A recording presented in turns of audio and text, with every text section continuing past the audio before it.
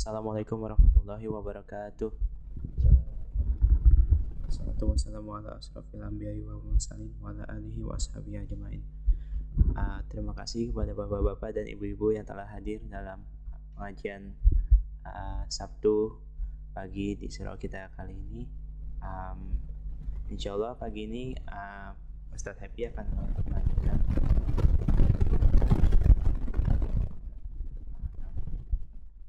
kali ini akan membawakan tema bagaimana Rasulullah berbisnis ya Ustaz. Untuk membisnis itu saya serahkan aja Ustaz. Bismillahirrahmanirrahim. Assalamualaikum warahmatullahi wabarakatuh.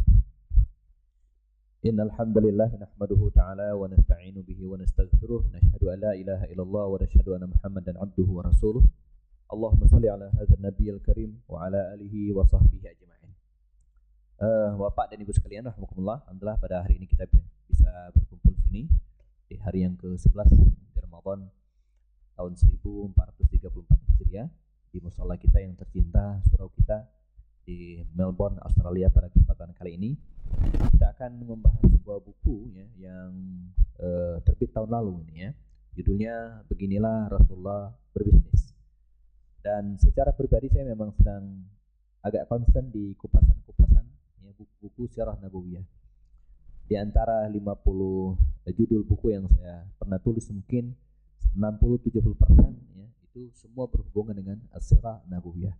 Dengan prinsip bahwa Nabi kita Muhammad SAW itu tidak hanya memberikan teladan contoh kepada kita bagaimana beribadah, tapi juga mengajarkan kepada kita baik secara prinsip maupun secara praktek ya, berbagai bidang yang lainnya gitu ya. Mengatur rumah tangga, memimpin perang, mengatur negara, bahkan tak terkecuali juga bagaimana berbisnis ya. Bisnis dalam pengertian praktek langsung ya, atau bisnis dalam konteks paradigma berpikir kita ya.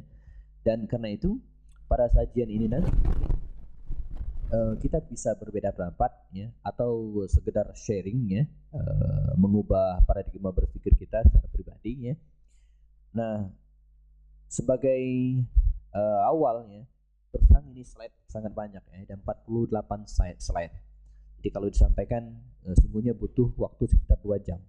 Nah, ini biasanya saya pakai untuk ngisi training biasanya. Tapi mungkin kita di sini paling 1 jaman ya. Nanti akan kita percepat. Beberapa konten buku ini ya, itu juga menginspirasi. Saya sedang menyiapkan beberapa film pendek bersama dengan teman-teman, film-film motivasi. Jadi bagaimana baginda Rasulullah berbisnis ya, menjauhi riba misalnya, menjauhi kecurangan dalam timbangan, bagaimana ya, adat-adat atau adab-adab ketika kita berhutang misalnya, kita sudah siapkan skenario-nya. Nah, mukadimah sebagai pembuka ya, sambil menunggu teman-teman yang lain mungkin sebentar lagi akan datang. Coba kita lihat sebentar mungkin 5 menit 6 menit ya, tayangan salah satu dari cuplikan tayangan film yang terinspirasi dari buku ini ya. Dia bicara tentang timbangan ya, curang dalam timbangan. Ini serial pertama. Serial kedua sedang persiapan syutingnya. Saya yang menulis skenario-nya, judulnya Gara-gara Utang. Di Indonesia itu Pak, praktis sangat sedikit orang yang tidak bisa lepas dari utang ya. Ada yang utang ke bank cicilan rumah gitu ya, beli mobil ya. Ada yang macam-macam ya, praktis ya. Sedikit orang yang terbebas dari utang gitu ya. Nyicil motor ya, atau nyicil laptop gitu ya, banyak tuh ya, tidak bisa dilepaskan. Rasul jauh-jauh hari itu sudah memberikan tuntunan bagaimana kalau kita berutang. Itu seri yang kedua. Nah, seri pertama bicara tentang curang dalam timbangan. Hal yang tidak kita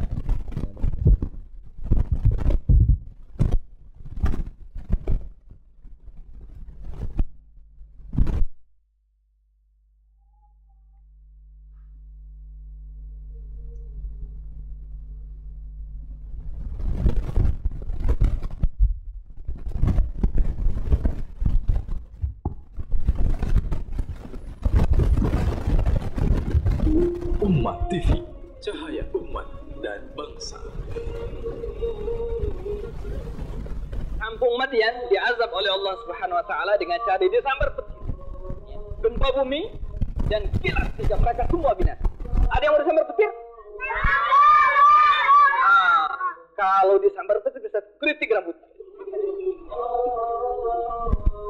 Itulah azab bagi orang-orang yang suka curang dalam timbangan.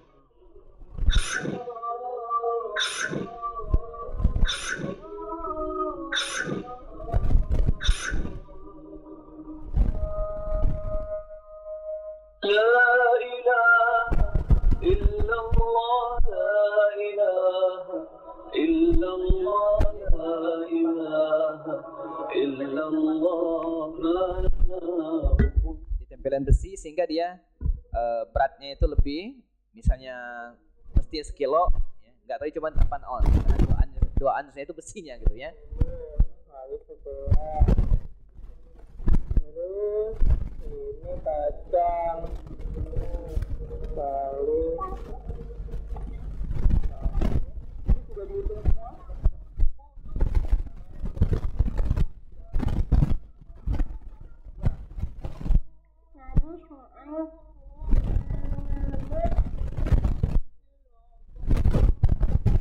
Dia punya anak yang sedang membaca buku tentang Nabi Shu'aib, ya, yang curang dalam timbangan kaumnya. Itu yang membuat dia sadar nanti, salah satunya.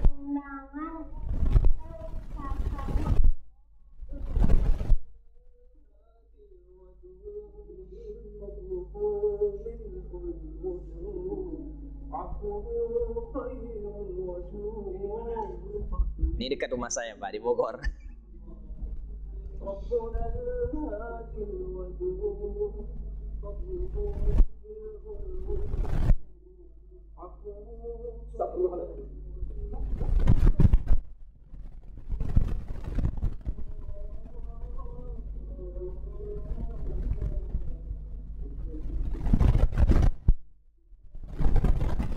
Karena beli dari tokonya kurang, akhirnya dikurangin juga. Jadi yang sekilo jadi cuma 9 ons. Ini anak protes, ya. Ketika di rumah ditimbang kurang, maka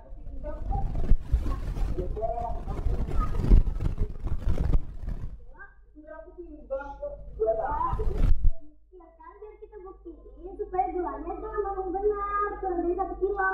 Kamu ini itu kecil, berani nyuruh orang tua. Tadi itu adanya nggak ada suruh gula. nih bapaknya anak yang dicurangin beli ya. Marah-marah. Marah kenapa? Kakak tuh namanya curang. Nah, akhirnya mereka mendatangi yang curang itu. Sempat bertengkar.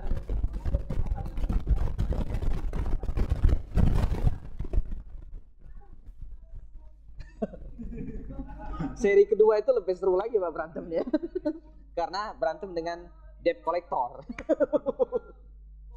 Tentang utang kan.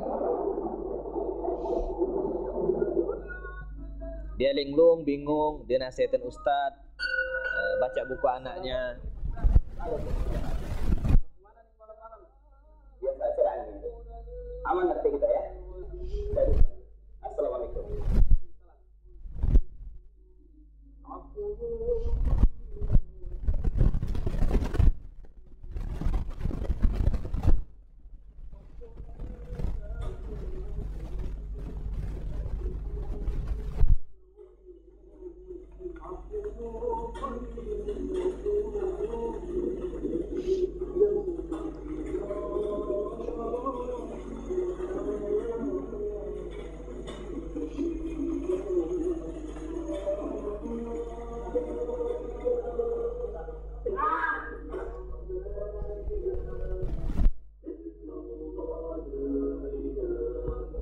Itu hujannya buatan itu Pak.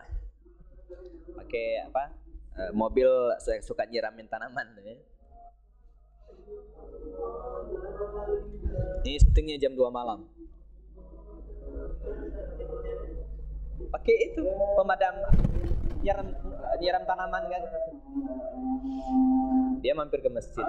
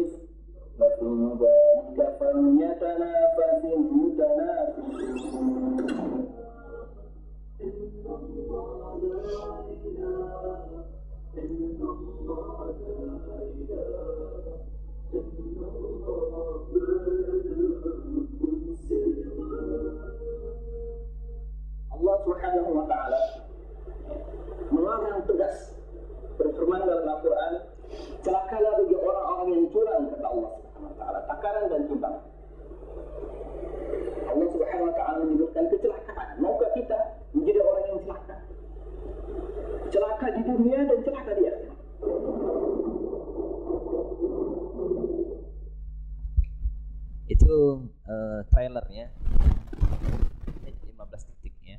Aslinya sekitar 45 menit ya. Plus iklan bla bla jadi 1 jam. Kita sedang bahkan tayang di salah satu stasiun televisi dengan PH-nya, production house-nya Umat TV ya. Saya dan kawan-kawan yang bikin. Salah satu televisi Malaysia tidak mau ngambil karena dia ceritanya Malaysia sekali gitu ya, jadi Melayunya itu kental banget. Tapi kita masih tahan ya supaya bisa tayang di Indonesia itu ya. Nah, ini salah satu slide ya, film yang awalnya merupakan hasil diskusi dari saya dan kawan-kawan melalui buku ini ya. Dan hasil diskusi kita itu melibatkan banyak orang ya, karena di situ juga ada juga sutradara mau bikin film. Ini kita ini nggak pakai modal. Ini yang pemain tadi itu Pak, itu teman semua ya. Kalau teman-teman lihat tadi ada anak yang jual beli gula dikurangin, itu Arini Farhana Kamila, itu anak. Kalau ada yang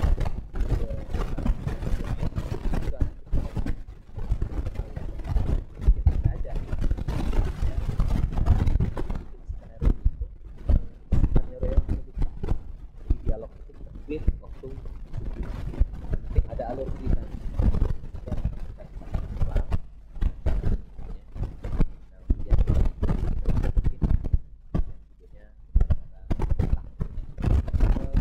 kita akan masuk ke pembahasan buku ini.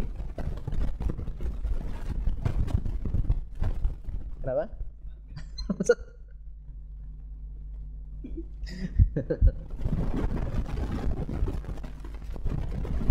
Truk itu kita sewa 25.000. Iya kan, sekali pakai doang kan, nyupir doang, siram air, selesai pulang kan.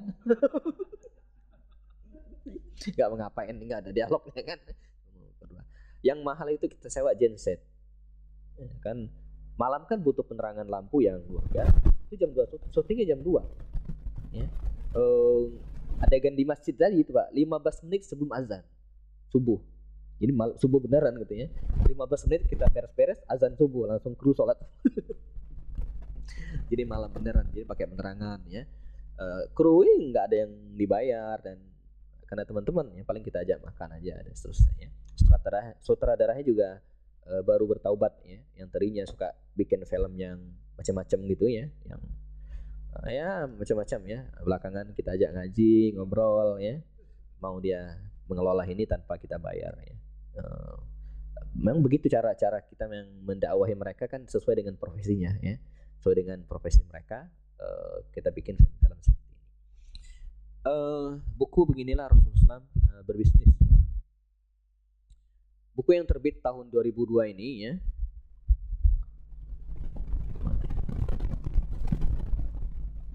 Ada yang sudah baca? Belum semua ya. Buku saya ini terbilang halus gitu ya, kalau dibanding dengan buku-buku yang lain yang rada-rada halus, ekstrim ya, cara dia menyajikan ya. Nah, kalau saya rada halus, pelan ya, walaupun sudah banyak juga orang yang jadi korbannya gitu ya. Jadi korban maksud saya, dia keluar dari tempat pekerjaan lalu bikin usaha gitu ya, itu korban ya. Ada buku yang sangat banyak menelan korban, judulnya Jangan Mau Seumur Hidup Jadi Orang Gajian. Itu puluhan ribu orang jadi korban ya, keluar dari perusahaan, bikin usaha sendiri dan berhasil gitu ya. Penulisnya Pak Bang Valentino Dinsi ya. Valentino Dinsi, kalau dilihat dari namanya kalau udah kenal mana gitu ya, orang barat.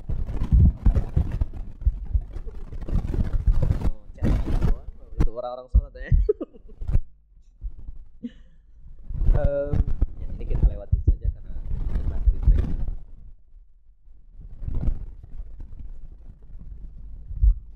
Kita langsung masuk ke ini, nggak penting ya, karena materi training biasanya dihadir oleh sampai 500 orangan ya di Gendong. Kita mulai dari Indonesia, ini sebagai mukaddimah. Saya tidak perlu bicara detail tentang kekayaan Indonesia ya. Cukup dengan satu kata, Indonesiaku kaya ya. Yang ada di depan kita ini Freeport ya, di Papua. Konon dulu ini gunung Pak dikeruk ya, akhirnya seperti telaga besar begini ya. Teman di wartawan Tiongkok itu pernah kesini, saya belum pernah ya. Dia melihat dari atas ke bawah mobil truk gede Fuso itu kelihatan seperti semut saking kecilnya. Hah? Ada yang pernah kemarin? Oh, ini orangnya ya. Oh, Masya Allah. Oh, yang lama. Masya Allah, ini kecil. Non produktif ya, non produktif ya.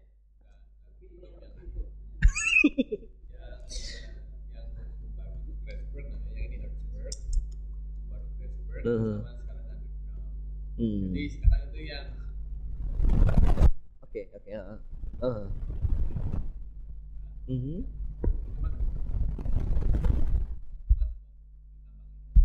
Luar biasa ya. tinggi gitu ya. Barat. Poin saya Pak, berapa persen Indonesia dapat? Ya. Tapi kita pun punya saham kan, pemerintah kan punya Nggak nyampe 10%. 90% dibawa ke Amerika kan. Lepas, betul. Iya.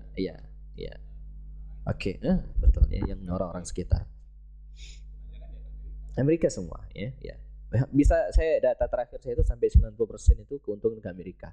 10% di Indonesia itu pun dibagi. Ya, dari keuntungan bersih ya. Bersih menurut versi mereka gitu kan. Sudah dipotong sana sini ya. Nah, poin saya adalah ini negara kita kaya. Ini baru satu. Saya baru kalau ini yang terkecil katanya gitu kan. Dan sudah non aktif gitu ya. Dan yang ini merupakan satu bukti bahwa negara kita sangat kaya. Yang ironisnya bukan kita yang menikmati. Negara ini punya cadangan gas alam terbesar di dunia ya, di Blok Natuna juga sama ya. Kita ke lain ya. Dari aspek hutan ya.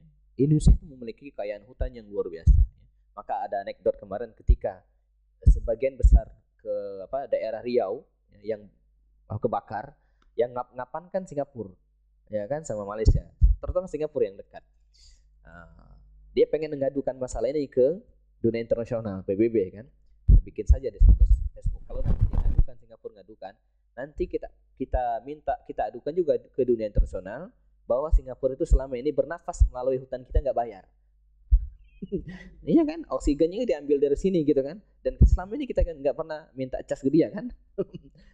Giliran kita dapat musibah seperti ini dia malah mengadukan, nggak memberikan bantuan ya. Ini bercanda saja gitu kan. Artinya bahkan ada penelitian ya, hutan-hutan Indonesia ini menyumbangkan potensi oksigen yang sangat besar bagi dunia bahkan ya. Kita baru bicara oksigen, belum bicara kekayaan di hutan itu sendirinya, kayunya, hewannya dan sangat-sangat. Laut juga demikian, negara kita negara kepulauan. Kalau Australia cenderung tidak ada lautnya gitu kan, karena memang negara benua, tapi kita kepulauan. 2/3 negara kita terdiri lautan. Bicara tentang laut, bicara tentang potensi yang ada di laut itu. Ya. Saya pernah ngisi seminar 500 orang. Saya tanya, Pak, tadi pagi siapa yang makannya pakai ikan? Itu nggak nyampe 15 orang. Artinya ikan itu mahal. Ya. Garam masih beli. Di tengah kekayaan kita yang tinggal mengeksplorasi. Ya. Jangan tanya tentang spesies ikan khususnya ya, yang ketika berada dalam wilayah perbatasan itu hampir 80% dinikmati oleh orang lain ketimbang kita. Ya. Laut-laut yang berada di wilayah perbatasan dengan negara lain. Negara ini memiliki tanah yang sangat subur. Ya, sangat. Nanam apa aja Pak tumbuh. Saya ada foto cuma kalau dibuka agak lama. Di garasi mobil saya dulu itu nggak pakai atap. Ya. Karena apa? Karena tumbuh pohon markisa, Bu. Markisa kan lebat banget. Nah, itu kalau lagi buah, melahirkan gitu kan, dibikin jus, siang hari pakai es mantap banget gitu ya. Itu markisa tidak pernah saya tanam. Tidak pernah saya siram, apalagi dipupuk. Itu di Indonesia. Di samping rumah saya ada lahan, belakang itu 1 meter, di depan 2,5 meter, panjangnya 15 meter. Jadi bangun trapesium gitu kan. Saya ingin mengatakan ini lahan kecil ya, sisa tanah. Di situ dulu ada 2 pohon pepaya.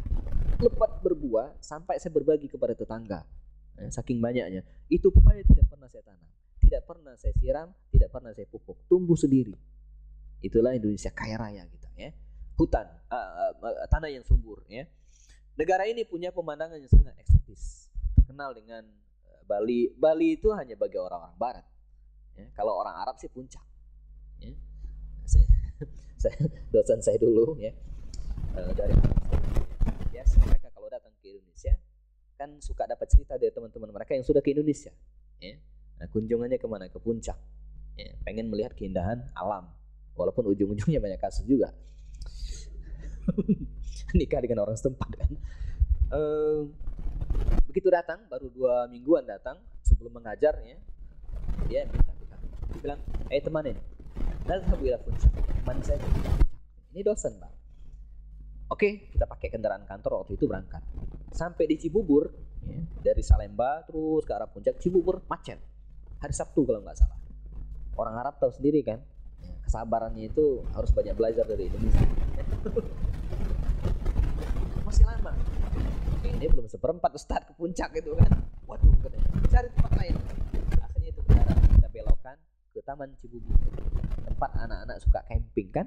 Isinya apa? Pohon-pohon gede, bawahnya ada rumput-rumput kan. Nah, begitu ya. Kemudian santai di situ. Saya tidak bisa menghitung berapa kali ini orang Arab mengucapkan tasbih. Subhanallah. Ma ajmala Indonesia katanya.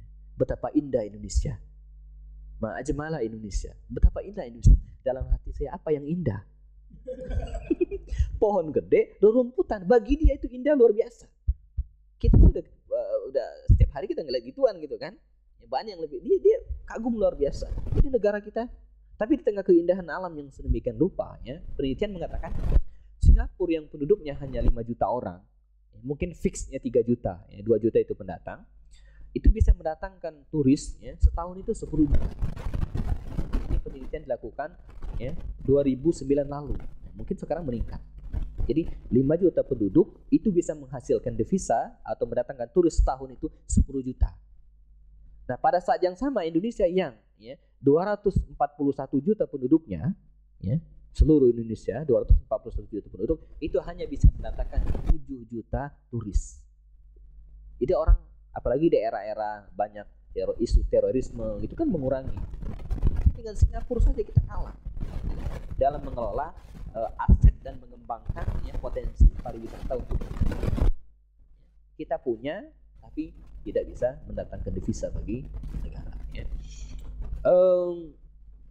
Ini kita loncatin karena ada lagu anak-anak cintailah Indonesia. Nah, di tengah kekayaan itu teman-teman sekalian, ya, fakta di lapangan kita lihat ini anak jalanan tidur di mana-mana ya. Dan para pejuang ya tidak terurus ya. Kalau di sini pensiunan itu digaji terus walaupun dia tidak pernah berjuang kan. Orang-orang tua jompo dikasih ya. Di tempat kita tidak. Ya. Di tengah kekayaan kita yang sangat-sangat luar biasa. Kemiskinan di mana-mana ya. Kehidupan kumuh ya. Orang bangga jadi penulis. Pinggir-pinggir rel kereta api dijadikan sebagai tempat menginap ya bagi orang-orang yang tidak punya. Semakin kita survei pojok miris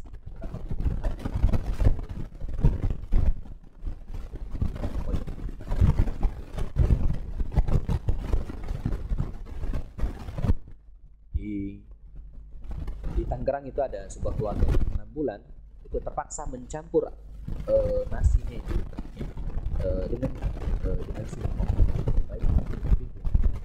Jadi berasnya itu supaya cukup dicampur dengan singkong. Iya. Ya. Udah. Nah, apa dan siapa yang salah? Kalau kita menyalahkan pemerintah, begitu banyak PR pemerintah. Ya, maka konsepnya ya, menghalau kegelapan bukan dengan saling menyalahkan, tapi berlomba menyalahkan lilin. Ya. Berlomba menyalahkan lilin. Nah, bagaimana menyalakan lilin itu ya? Kita mulai dari memperbaiki pemikiran kita tentang harta. Nah, saya mulai dari buku ini ya, kalau bos kalian yang sudah baca, saya mulai dari bab makanatul mal fil Islam ya. Posisi harta dalam Islam. Islam itu memandang harta seperti apa? Jangan-jangan errornya dari sini nih kita. Jangan-jangan. Dalam Islam ya, harta itu memiliki posisi yang netral. Ya, jadi Islam menempatkan harta itu sebagai sesuatu yang netral, tergantung siapa yang menggunakan. Bahkan Nabi pernah bersabda kepada Amr bin As dengan ungkapan Ni'mal malu saleh lil mar'i saleh. Sebaik-baik harta manakala harta itu dipegang oleh orang yang soleh.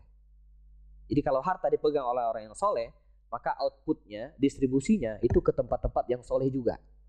Jadi kalau ada seorang muslim kaya, soleh, maka dia akan nyumbang pesantren, ya. Dia akan nyumbang fakir miskin, dia akan mendirikan panti jompo. Itu kalau dipegang orang yang soleh. Tapi kalau harta itu dipegang oleh orang-orang yang tidak soleh, maka outputnya juga ke tempat-tempat tidak soleh. Nah, dia akan mendirikan bar, mendirikan kafe, tempat perjudian dan seterusnya. Jadi harta ini penting, ya. Ni'mal malu saleh lil mar'i as-saleh. Ada seorang, jangankan tidak soleh, ya, orang yang tidak memiliki konsep tentang harta yang bagus saja itu bisa melakukan suatu perbuatan yang sangat mubazir. Dulu di Jakarta ada seorang pengusaha, saya tidak perlu sebutkan namanya, ya, khawatir ini masuk bab riba karena orang yang sangat terkenal. Suatu saat bos kalian dia pergi ke Jepang, ya, ke Tokyo, rapat perusahaan di situ. Saya tulis dalam buku ini, ya. Begitu rapat dan tiba waktu makan siang, ya, zuhur, dia meminta kepada anak buahnya untuk mencari restoran yang cocok untuk dirinya dan teman-temannya untuk makan pada siang hari itu. Dicari, ditawarkan, nggak ketemu, nggak ada yang cocok, ya. Restoran Jepang itu tidak cocok untuk perutnya. Dengan kecewa yang luar biasa, dia berkata kepada stafnya, ajudannya ini, dia mengatakan, sekarang kamu pergi ke Jakarta, pakai pesawat jet saya, beli nasi padang, bungkus, bawa kemari, kami tunggu. Ya. Begitu orang kaya, Pak. Ya. Ente pergi ke Jakarta, sekarang dia di Tokyo, Jepang, pakai pesawat jet saya, dalam hitungan menit, gitu kan? Pergi ke Jakarta, beli nasi padang, bungkus, kami mau makan, kami tunggu. Bayangkan, begitu boros hidupnya, gitu kan? Sekedar makan siang harus melakukan hal-hal seperti itu. Ya.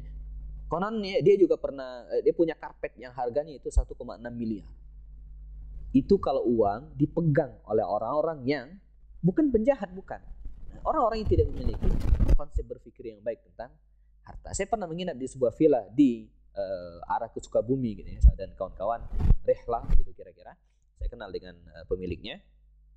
Itu kita taksir villa itu dengan 2 tingkat, sarana kolamnya, kolam renang, lahannya luas. Itu kita taksir harganya sekitar 4 miliar 3-4 miliar harganya. Nah, pada hari kedua kita menginap, yang punya ini datang, dia lihat, wah alhamdulillah nggak ada yang bocor, nggak ada apa ya, katanya. Saya udah lebih setahun nggak kemari.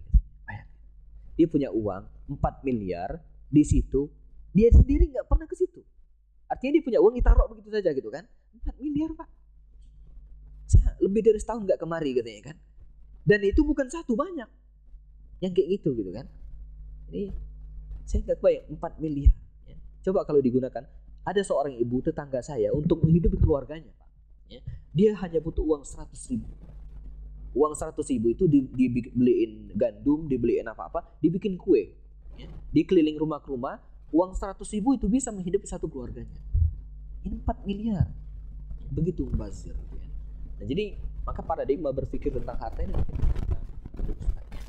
nah, dalam Islam, ya, umat Islam itu tidak dilarang menjadi orang yang mampu secara finansial, ya.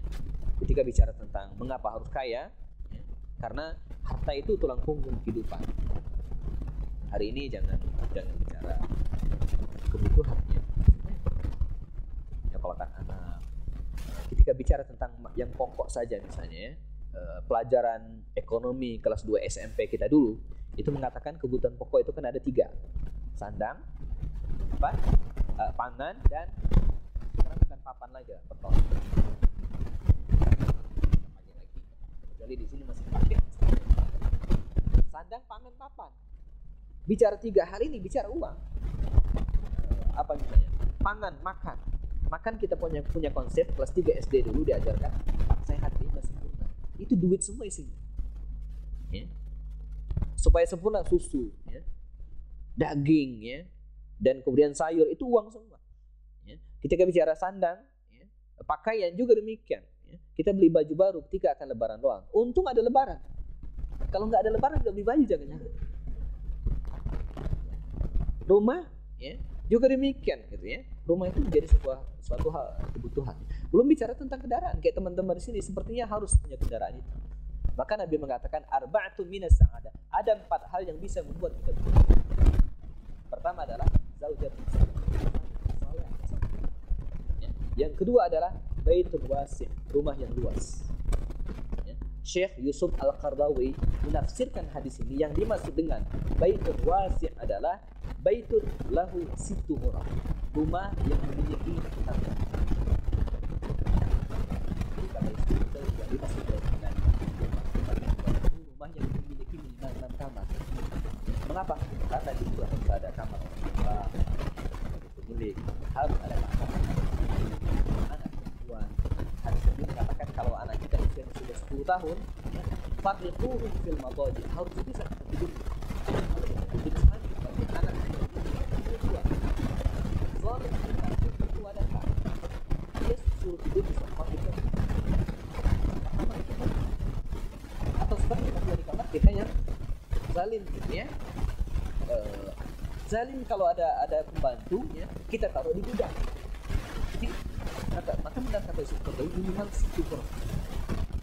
Yang ketiga adalah yang pertama istri suami yang soleh atau soleha, rumah yang luas. Dan yang ketiga adalah al-markab al-hani, kendaraan yang nyaman. Kendaraan yang nyaman. Saya sering bercanda ke teman-teman di Bogor dan Jakarta yang super macet itu ya. Kalau lagi macet saya bilang enak pakai mobil, enak pakai motor. Mas Rian pasti jawab enak pakai motor. Tapi kalau lagi hujan tol, bisa lewat tol, sepertinya enak pakai mobil. Nah, makanya dua-duanya harus punya gitu kan. Itu duit gitu ya. Tidak bisa tidak. Nah, yang terakhir adalah al-jar as-saleh, tetangga yang soleh. Jadi dari 4 indikasi kebahagiaan versi Rasul tadi, 2 itu disebut baitul wasi' dan al-markab al-hani.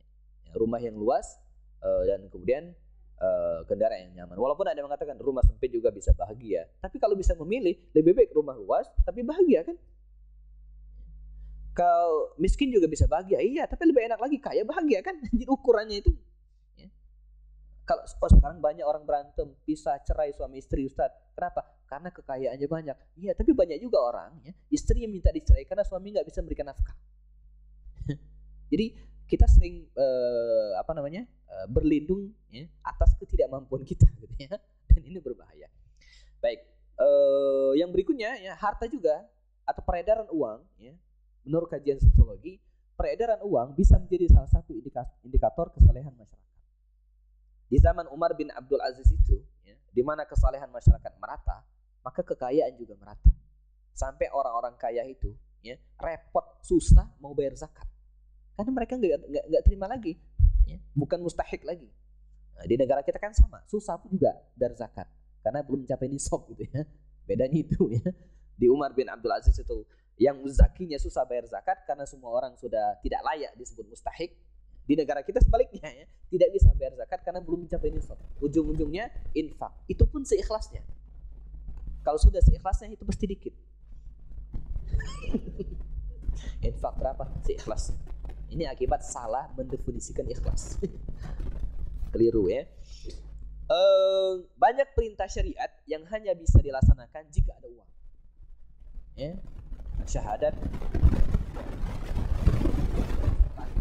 berjamaah, harus bangun masjid, mushola, mulai ada uang. Ya. Ketika bicara zakat, infak, sedekah, masjid tidak bisa dibangun dengan senyuman, walaupun senyum itu sedekah. Saya rajin sedekah, Ustaz. Apa senyuman? Kan ada hadisnya. Al-ibtisamu ala wajhi akhika sedekah. Senyum di wajah orang lain saudara sedekah. Tidak bisa selesaikan semuanya dengan senyuman. Mesti infaknya itu bilmal dengan harta. Para sahabat dulu ketika membiayai perang itu luar biasa dengan harta. Maka ketika bicara tentang mujahidun ya, dalam surat As-Saff Allah katakan ya, tu'minuna billahi wa rasulihi wa tujahiduna ya, bi amwalihim wa anfusihim, dengan harta dengan jiwa. Ya, butuh uang. Bicara tentang haji, itu uang. Di Indonesia saya tanya terakhir itu sekitar 3 ya. ONH yang biasa. Kalau yang tinggal dikalikan 3 saja gitu ya. Yang plus. Saya kira zalim kalau seorang suami berangkat sendiri. Ya, mesti ngajak istrinya. Dan pengalaman teman-teman juga kalau berangkat haji sendirian itu enggak enak. Lebih enak sama istri. Tanya Pak Iwan kalau nggak percaya ya. Sendiri nggak enak gitu kan. Nah 70 juta berarti ya. Artinya kalau kita menabung ya sebulan ya 100.000, nah, itu bisa 1000 bulan tuh baru kecapek. Baru bisa mencapai 1000 bulan sama kayak Lailatul Qadar ya. Lamanya gitu kan. Jadi butuh uang gitu ya.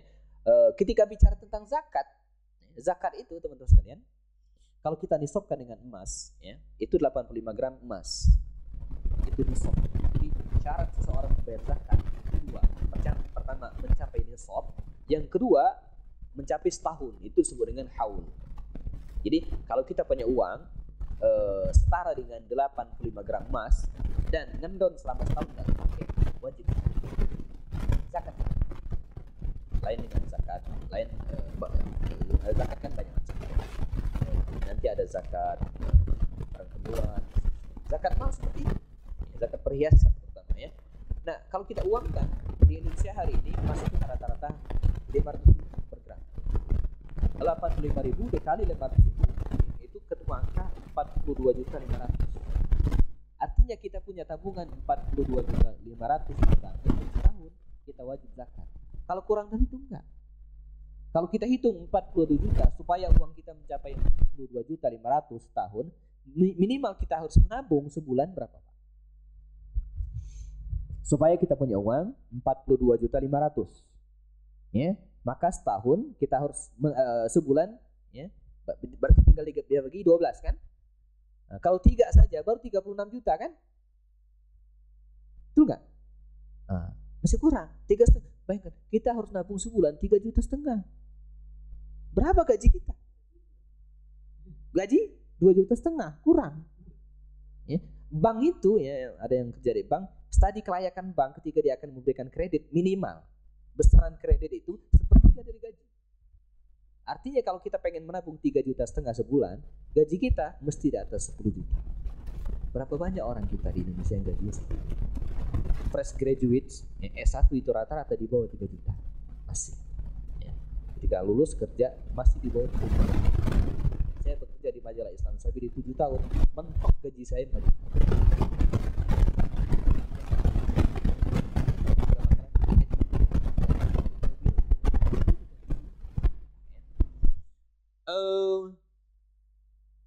Harta turut menentukan tingkat strata sosial seseorang. Mau tidak mau ya, orang yang mampu secara finansial itu lebih dihormati. Saya pernah ikut Muktamar Rabithah Alam Islami di Makkah. Itu perlakuan panitia terhadap negara-negara yang kaya dengan negara yang miskin itu beda banget. Ya. Arab Saudi, kemudian Dubai dan seterusnya yang kaya-kaya itu mereka nggak tunjuk tangan, disuruh bicara. Giliran apa itu jadi tadi disuruh bicara gitu kan. Diperlakukan rendah sedemikian rupa gitu ya. Harta bisa menjadi penunjang dakwah, ya, bisa menjadi penunjang dakwah. Saya waktu masih punya motor dulu sering mengisi di IPB ya, Institut Fleksibel Pangan.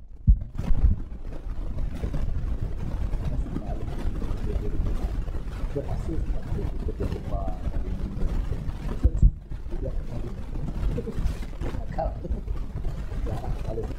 jadi petani kan ada banyak kan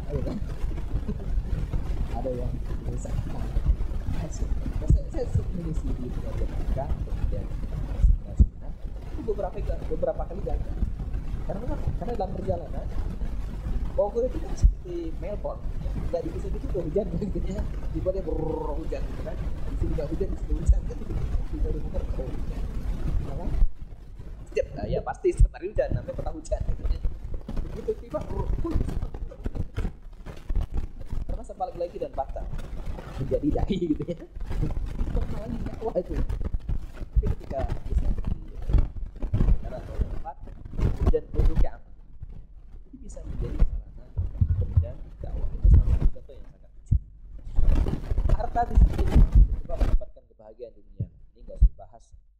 Kalau ada yang ngeles tadi miskin juga bisa bahagia, kenapa enggak kaya bahagia gitu ya? Miskin bahagia, kaya apa lagi ya? Ini ada bukunya. Sebaliknya mengapa tidak boleh miskin? Karena kemiskinan itu ya susah menolong orang lain. Bagaimana menolong orang lain? Kita juga perlu ditolong. Ya. Kemiskinan itu bisa menimbulkan kekufuran. Ya, sebuah ungkapan mengatakan kadal faqru an yakuna kufra. Walaupun ini tidak sampai pada derajat hadis. Ya. Kadang-kadang hampir-hampir kekufuran itu, kefakiran itu bisa menyebabkan orang kafir. Banyak orang jual imannya gara-gara sembako tidak bisa makan. Ya, dan ini fakta. Ya. Maka Nabi dalam doanya yang dari Imam Dawud yang oleh Syekh Hasan Al-Banna dimasukkan dalam kitab kecilnya Al-Ma'thur As-Sughra itu ditulis semua doa. Allahumma inni a'udzubika minal kufri wal faqr. Ya Allah, aku berlindung kepadamu dari kekufuran dan kefakiran. Bagaimana kita berlindung dari kekufuran? Persis begitu juga kita harus berlindung dari kefakiran. Karena kekufuran itu pasti menyengsarakan kita di akhirat. Kalau kita kufur, kafir, sengsara di akhirat. Dan kefakiran itu banyak menyengsarakan orang di dunia. Ya, jangan sampai kita menjadi kufur, fakir. Ya. Yang berikutnya, kemiskinan itu ya, pesimis menatap masa depan. Ya, masa depan yang suram. Ya, susah. Ya. Makanya ada ungkapan susah ngomong sama orang susah. Saya lagi bikin, bukan saya maksud saya dan teman-teman ya, masjid kita udah nggak nampung lagi di perumahan saya itu ya. Kita berencana bikin masjid baru ya, karena lahannya sudah ada, sedang kita bebaskan. Saya diamanahi untuk bikin proposal. Bikin proposal, di print, di copy. Nah, giliran proposal ini mau dibagikan ke warga, kita bingung Pak, karena ada yang status sosialnya agak rendah gitu kan. Ini dikasih proposal apa enggak gitu kan? Kita serba salah. Ya. Mau dikasih proposal, nanti dia ngomel, udah tahu gua miskin gitu ya, dimintain duit pula gitu ya. Enggak, kita kasih proposal nanti juga tersinggung, tentang gua miskin dikasih proposal. Serba salah gitu ya. Makanya susah ngomong sama orang susah ya. Repot ya. Membuat stres. Di Bandung itu ada seorang ibu ya, membekap anaknya 3 orang itu sampai mati. Stres. Karena khawatir tidak bisa menghidupkan anaknya. Banyak kasus orang gantung diri karena stres. Ya, karena kekurangan masalah ekonomi ya. Ini enggak usah ditonton, ada slide. Menyebabkan tidak percaya diri. Jadi kemiskinan itu menyebabkan orang tidak percaya diri, minder. Ya. Baik dalam skup lokal, pribadi ataupun dalam konteks bernegara. Ya, jadi dia enggak pede, tidak memiliki kepercayaan diri. Membuat pandangan menjadi sempit. Di dalam kota. Ya, tidak pernah berpikir di luar kota. Padahal sekarang saatnya berpikir tanpa kotak ya. Sehingga pandangan kita menjadi sangat terbuka ya. Nah, kalau orang yang tidak memiliki harta secara finansial yang cukup dia nggak akan berpikir jauh karena nggak bisa, bawanya nggak bisa aja gitu kan. Tapi kalau punya uang yang banyak misalnya dan seorang yang muslim yang bagus, dia bisa berpikir luas, bisa mengkrit sesuatu, membelenggu dan tidak merdeka. Jadi orang yang miskin itu ya relatif terbelenggu, dia nggak bebas. Maka saya pernah menulis, kalau Anda pengen menjadi seorang pejabat, lepaskan diri Anda dari belenggu jeratan finansial. Ya. Melepaskan diri dari jeratan finansial itu ada 2. Bisa seperti Umar bin Khattab atau Utsman bin Affan. Umar bin Khattab itu tidak kaya-kaya amat, tapi dia tidak bisa disogok karena dia tidak butuh duit. Utsman bin Affan tidak bisa orang nyogoknya, duitnya banyak. Nah, pilih yang mana? Ya, boleh dua-duanya gitu kan. Nah, jadi Utsman gimana mau disogok dia malah ngasih orang gitu kan. Sekian tahun menjadi khalifah, dia nggak pernah menerima gajinya. Ya, orang-orang dekatnya itu dikasih uang semua. Sampai ada muncul gosip ya, Utsman menyalahgunakan kekuasaan, ya, menggunakan uang negara untuk keluarganya, berlaku nepotisme. Dia berdiri, dia mesti diklarifikasi, itu uang saya katanya, bukan uang negara. Saya sepeser pun tidak pernah menerima gaji katanya. Orang nggak ada yang protes, nggak bisa protes gitu kan, karena uang dia. Ya. Atau seperti Umar, ya, uang berlimpah hasil rampasan dari negeri Persia, satupun nggak diambil. Dia mengatakan, kalau rakyatku dilanda kemiskinan, saya orang pertama kali yang merasakannya. Kalau rakyatku dilanda kekenyangan, ya, maka saya orang yang terakhir kali merasakan. Jadi tinggal pilih gitu ya. Imam Abu Hanifah itu tergolong ulama yang sangat independen. Ya, dia sangat bebas berfatwa, walaupun sering berlawanan dengan ya, wacana pemerintah. Ya, Imam Abu Hanifah itu berada atau pernah hidup di 2 masa kekuasaan kerajaan Islam besar.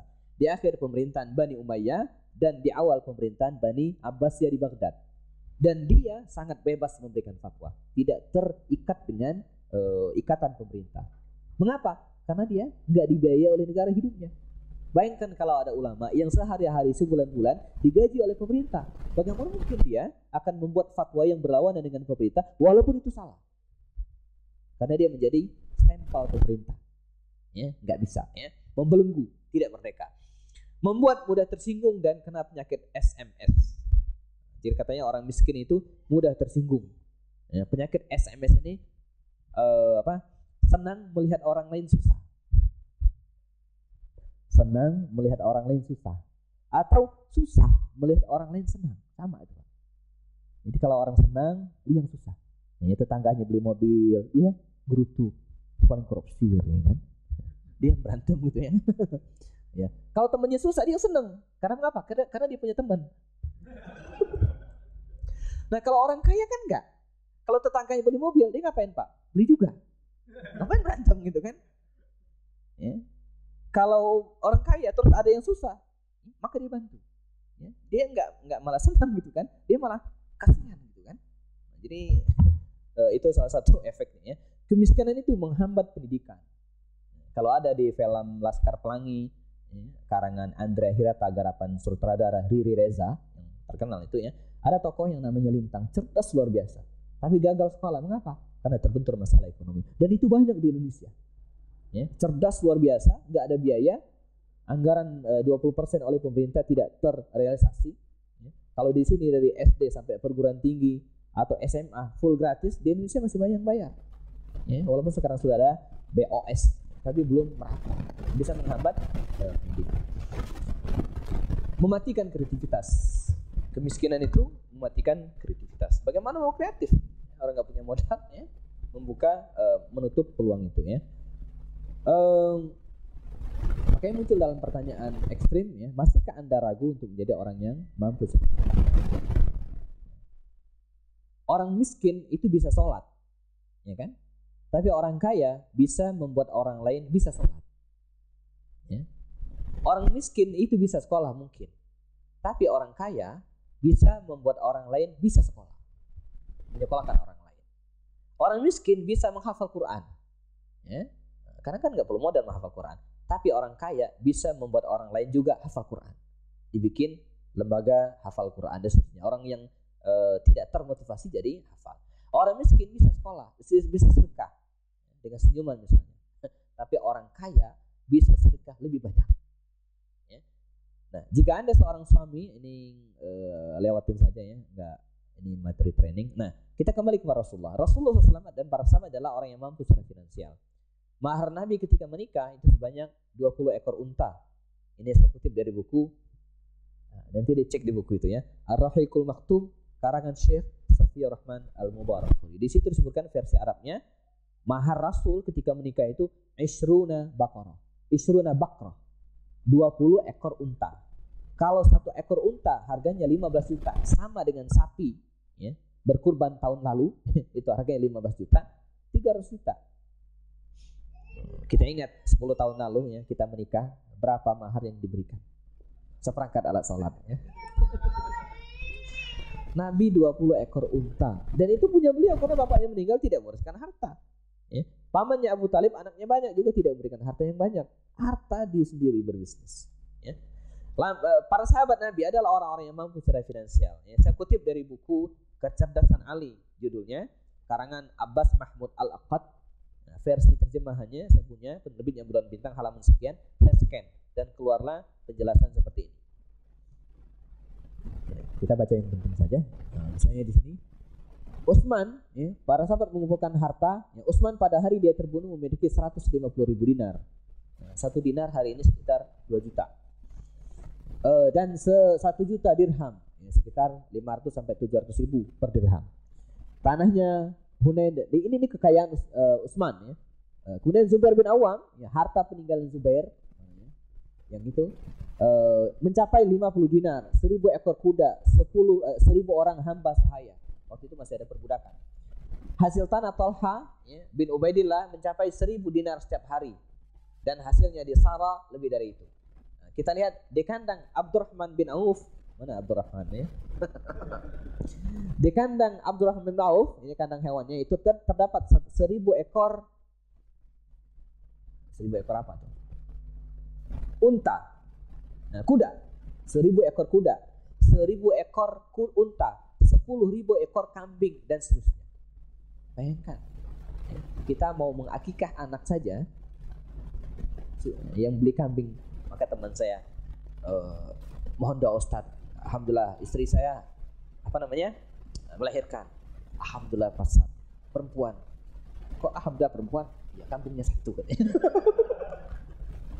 Jadi dia bersyukur dia karunia anak perempuan 1 orang. Mengapa? Akikahnya kambingnya 1. Itu bakal laki-laki kan sukanya 2 gitu ya.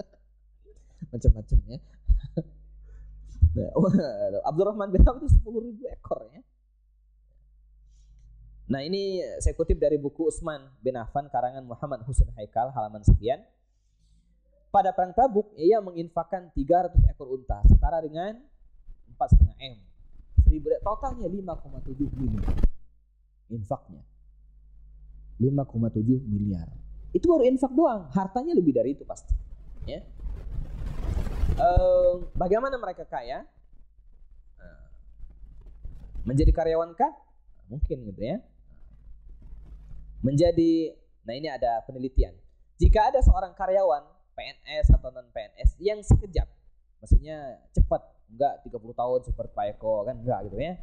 Yang dalam sekejap 2 bulan ya, dalam hitungan bulan tiba-tiba kaya seperti Jayus. Baru 3 tahun jadi PNS, tiba-tiba kekayaannya 2,7 triliun. Ini kan menakjubkan kalau dalam bahasa Arabnya ya. Amazing gitu ya.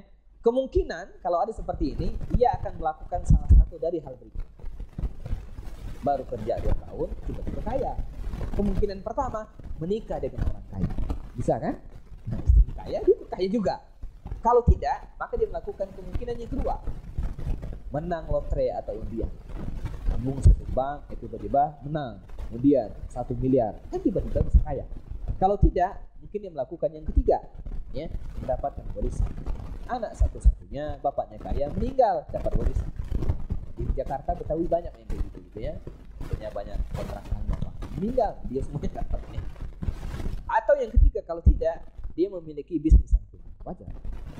Selain sebagai karyawan, ya, PNS atau apa, dia punya bisnis samping. Walaupun tidak semua PNS diizinkan berbisnis. Ya. Walaupun faktanya mereka berbisnis. Yang kelima, kalau tidak semua ini, maka ya, kemungkinan besar mereka melakukan yang kelima. Korupsi. Dan ini yang paling banyak. Ya. Jadi makanya sesungguhnya bukan itu caranya. Ya. Tapi cara mereka kaya itu, para sahabat kaya itu bukan dengan cara seperti itu. Ya. Tapi dengan cara, ya,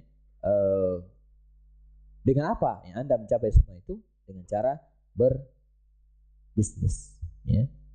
Dengan cara mengelola sebuah usaha bisnis. Nanti kita akan detailkan makna bisnisnya apa.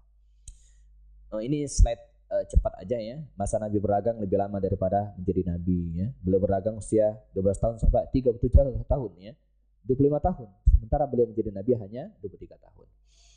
Kalau Robert Kiyosaki itu pernah menulis buku yang judulnya Cash Flow Quadrant ya, dan menggagas bahwa tahapan seorang pengusaha itu ada 4. Employee ya, sebagai karyawan ya, self-employed sebagai pekerja lepas atau pekerja profesional ya, business owner, pengusaha, dan investor. Nah, jauh sebelum ini diterapkan, Nabi sudah melakukan hal ini.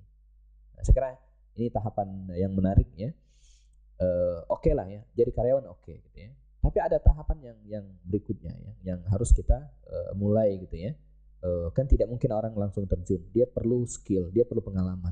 Dan itu dengan cara employee ya. Dia bekerja, dapat skill, dapat pengalaman, bisa menggarap sebuah usaha ya. Baik full usaha atau kemudian dijalankan oleh orang lain. Sebagai catatan teman-teman sekalian, saya punya teman dulu ya, dia 20 tahun kerja di sebuah pabrik semen. Kerja di pabrik semen, tiba-tiba ada peluang untuk pensiun ya. Dan dia termasuk orang yang dipensiun dinikan dengan mendapatkan pesangon besar. Saya lupa berapa ratus juta dia dapat. Dia loncat dari employee, loncat ke investor, dan ini tidak bisa. Minimal dari employee itu ya, dia ke self employed dulu, ke bisnisnya dulu, lalu kemudian investor. Ya. sangat tidak disarankan kecuali orang-orang tertentu. Selama dia jadi karyawan, tiba-tiba jadi investor. Ya. Buktinya kayak teman saya ini ya, dia jadi investor. Yang ada di kepalanya waktu itu dia angka-angka itu, uangnya jalan, gitu kan? Apa yang dilakukan? Dia beli mobil untuk rental. Ya. Kebayang dia di rumah, mobilnya banyak yang nyawa, sistem bulan masuk, gitu kan? Bayangannya begitu, gitu kan? Cuman dia nggak ngerti, ya. Dia waktu itu karena pengen beli mobil yang banyak, akhirnya dia beli mobil yang second. Eranya sekarang kalau orang mau rental mobil tuh nggak mau rental mobil jelek, mesti new bagus, dan dia nggak laku, dijual habis. Akhirnya pindah lagi investasi ke wartel ya, untuk nelponnya waktu itu kan. Eranya waktu itu era handphone, tutup, gitu kan. Terakhir dia datang ke rumah, Ustaz, begini cerita dari awal. Saya tanya sekarang berapa uangnya?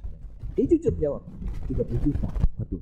Coba dulu 300 juta Bapak datang kemari, enak saya ngitung dan memprediksi ya usaha. Kalau sudah 30 juta repot gitu kan.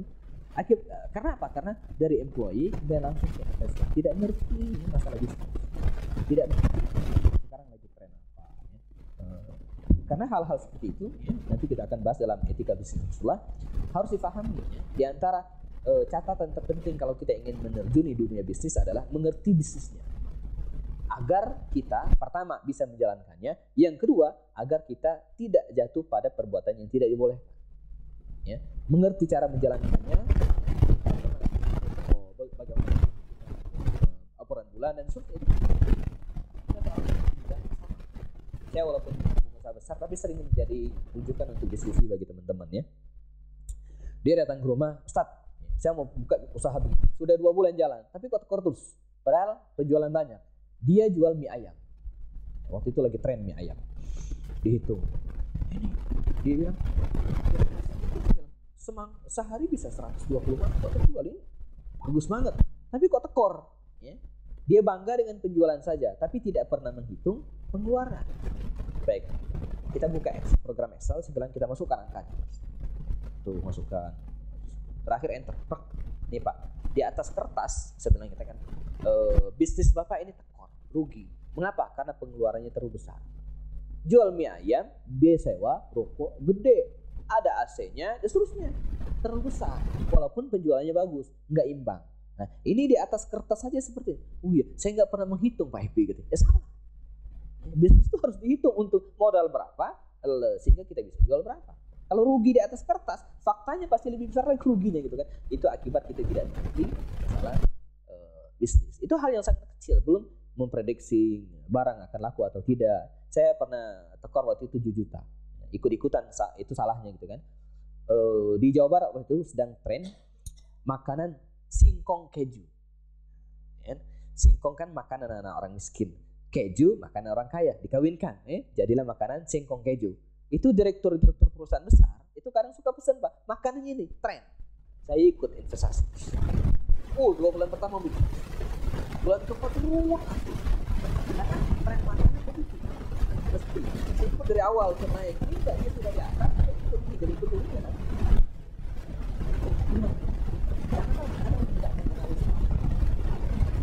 Di Bogor jangan pernah buka bisnis swasta, enggak laku. Warnet saja sekarang sudah banyak itu teman di rumah-rumah ada.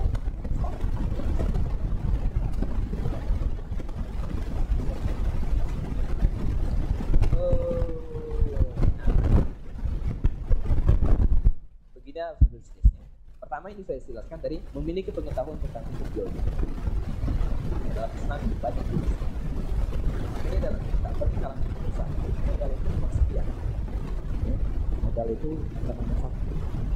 Dan yang pertama adalah penguasaan tentang saya terus hari ini catat ya saya bisa pegang walaupun saya ada 3 survei bersama saya dari terutamanya hari ini misalnya dan 1 yang survei 3 itu ada yang bergerak di bidang outsourcing dan kalau di sini sih keren, tapi kalau di Indonesia ya enggak seperti itu lah. Kita ada yang jadi wanita jadi jadi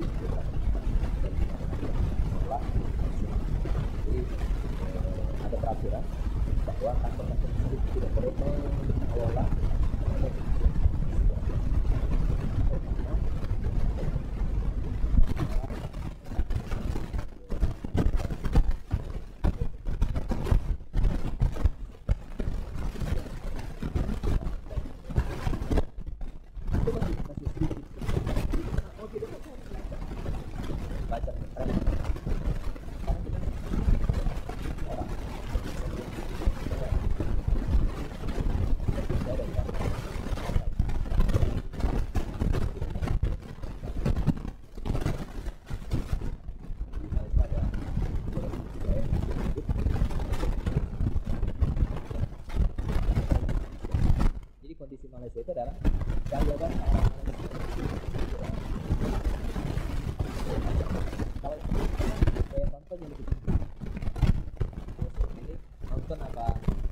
baca mereka kalau di Malaysia itu kalau buku dicetak 3.000 ya dan tidak laku selama 6 bulan itu dianggap buku itu gagal. Kalau di Indonesia laku 6 bulan beda kan. Jadinya nyetak 3.000 buku di Malaysia kalau nggak laku 6 bulan itu ini buku gagal. Di Indonesia laku 6 bulan bestseller. Jadi beda. Nah makanya saya melihat tapi di satu sisi mereka kekurangan penulis. Nah, tugas saya adalah mengumpulkan teman-teman penulis kita terbitkan di Malaysia dan alhamdulillah jalannya setiap bulan ada yang masuk terjual dan seterusnya. Kemudian yang ketiga kita menerbitkan dokumen-dokumen CV yang terakhir ya. Kalau PT itu konsultan gitu ya. Jadi ada beberapa teman yang memiliki kemampuan konsultan ya di beberapa bidang. Saya sih di belakang layar saja, tapi saham saya ada di situ ya. Nah, mau tidak mau semua itu memaksa saya untuk belajar, memiliki pengetahuan tentang jual beli. Ya. Misalnya dan kayak modal misalnya saya tahun kemarin mengajukan ke sebuah bank syariah ya, di Jakarta mengajukan dana hal bercair ya, sampai 500 juta itu bisa sebagai modal. Awalnya sih kita tidak mau berhubungan dengan bank, tapi saya sarankan kita coba ya, dengan dua tujuan. Pertama, kita ngetes legalitas CV kita ini. Artinya kalau bank sudah mengucurkan dananya, ini bank ini perusahaan sehat. Saya berpikir begitu saja gitu kan. Kalau bank sudah nggak mengucurkan dana, berarti ini bermasalah ini perusahaan. Legalitasnya bermasalah, cash flow-nya nggak beres gitu kan. Tapi kalau sudah oke cair sampai 500 juta, nah perusahaan kita sehat kan? Ya, akhirnya kita jalankan. Jadi 500 juta itu kita putar gitu ya. Ada yang bahkan di awal Pak, saya umum ke teman-teman, saya ada dana dari bank 500 juta. Ya. Saya pengen membuka usaha bisnis, tapi jangan gede-gede. Ya 10-20 juta dulu lah gitu kan. Nanti kalau gede-gede bangkrut, stresnya gede. Jadi gede modalnya kalau berugi tekor juga gitu kan. Nah, itu sampai hari ini ada yang macet ya. Sampai hari ini saya tetap tagih, ada yang 13 juta belum bayar gitu ya, gara-gara yang tadi itu. Tapi sisanya lancar alhamdulillah. Jadi begitu caranya ya. Begini, kemudian jujur dan aman. Ini kita nggak usah bicara panjang lebar tentang hal ini. Rasul sudah memberikan tuntunan yang luar biasa kepada kita. Bagaimana beliau itu sebagai seorang yang alamin, ya, tidak pernah berbohong sedikit pun. Membatasi hanya bisnis halal. Jangan pernah berpikir kita, ya, mengelola atau ini dibicarakan sebagai tidak halal. Kalau berpikir dua, bisnis yang halal dan bisnis yang bermanfaat. Jangan pernah bisnis tidak halal. Rapi dalam administrasi. Saya juga masih belajar dalam hal ini. Tapi kalau kita lihat Islam itu sudah luar biasa. Jauh sebelum orang hari ini mengenal kwitansi, struktur belanja, bukti pembelian, Rasul Islam jauh-jauh hari sudah menyarankan hal ini. Dalam surah Al-Baqarah ya, ayat yang paling panjang, ya ayyuhalladzina amanu idza tadayantum bidainin ila ajalin musamman faktubu. Wahai orang yang beriman, kalau kalian melakukan transaksi bisnis utang piutang dalam kurun waktu tertentu, maka bikinkanlah kwitansi, catat, ya, rapi dalam administrasi. Dan saya terus terang mengakui tidak bisa dalam hal ini, maka saya hire orang ya, untuk merapikan administrasi. Kita gaji rutin, ya, merapikan administrasi. Silaturahim ini menambah jaringan, ya. Kemajuan teknologi hari ini luar biasa. Saya punya 3.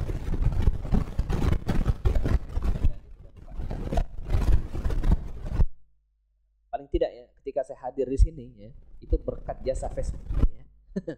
Saya walaupun sudah kenal dengan Ustaz Jamaluddin kan, tapi ketika suka online di Facebook, maka ingatan teman lama kan jadi ini lagi gitu, refresh lagi gitu kan, kontak-kontakan, dan akhirnya direkomendasikan, alhamdulillah bisa silaturahim ke teman-teman di sini ya. Itu manfaat silaturahim. Ya, jangan pernah mengkat hubungan silaturahim. Banyak beristighfar, berdoa, zakat dan bersedekah. Ya, karena berbisnis itu kadang mesti ada bohongnya. Ya. Mungkin tidak bohong kualitas, tidak bohong harga, tapi kadang kita lebay berpromosi. Kecap tuh nggak ada yang nomor 16 Pak, nomor 1 semua gitu ya. Itu mungkin banyak beristighfar. Oh, ini buku ini bagus, cetak, ya, ini berlebihan. Ya. Jadi makanya pengusaha itu harus hati-hati ya. Ini terakhir, kaum muslimin idealnya sebuah negara memiliki 4-7% dari warganya sebagai pengusaha. Nah, ini data lama. Sekarang kan 241 juta penduduk Indonesia. Kata Menteri UMKM ya, data terakhir pengusaha di Indonesia itu 400.000 orang. Jadi begini, mestinya sebuah negara itu 4-7% dari seluruh penduduknya itu adalah pengusaha. Nah di Indonesia itu baru 400.000, ya, nggak nyampe 1%, 0,2 sekian persen, maaf ya, 0,2%. Ini masih sangat sedikit. Ya, wajar kalau kemudian bangsa kita itu susah maju. Ya. Ini yang lagu negeriku ya. Nah, pertanyaan berikutnya, apa jadinya kalau semua berpikir menjadi pengusaha? Nah ini konsep dasar saya. Mungkin kita, tidak semua kita bisa menjadi pengusaha dalam konteks pedagang. Nah, kalau pedagang belajar kepada orang Padang. Ya. Padang kan singkatan pandai dagang. Kalau Mas Rian Sunda, ya, suka daun. Ya.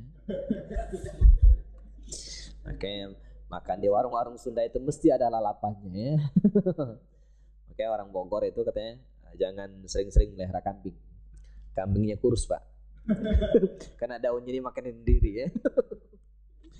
Nah tidak semua mungkin kita punya bakat untuk praktik bisnis secara detail ya.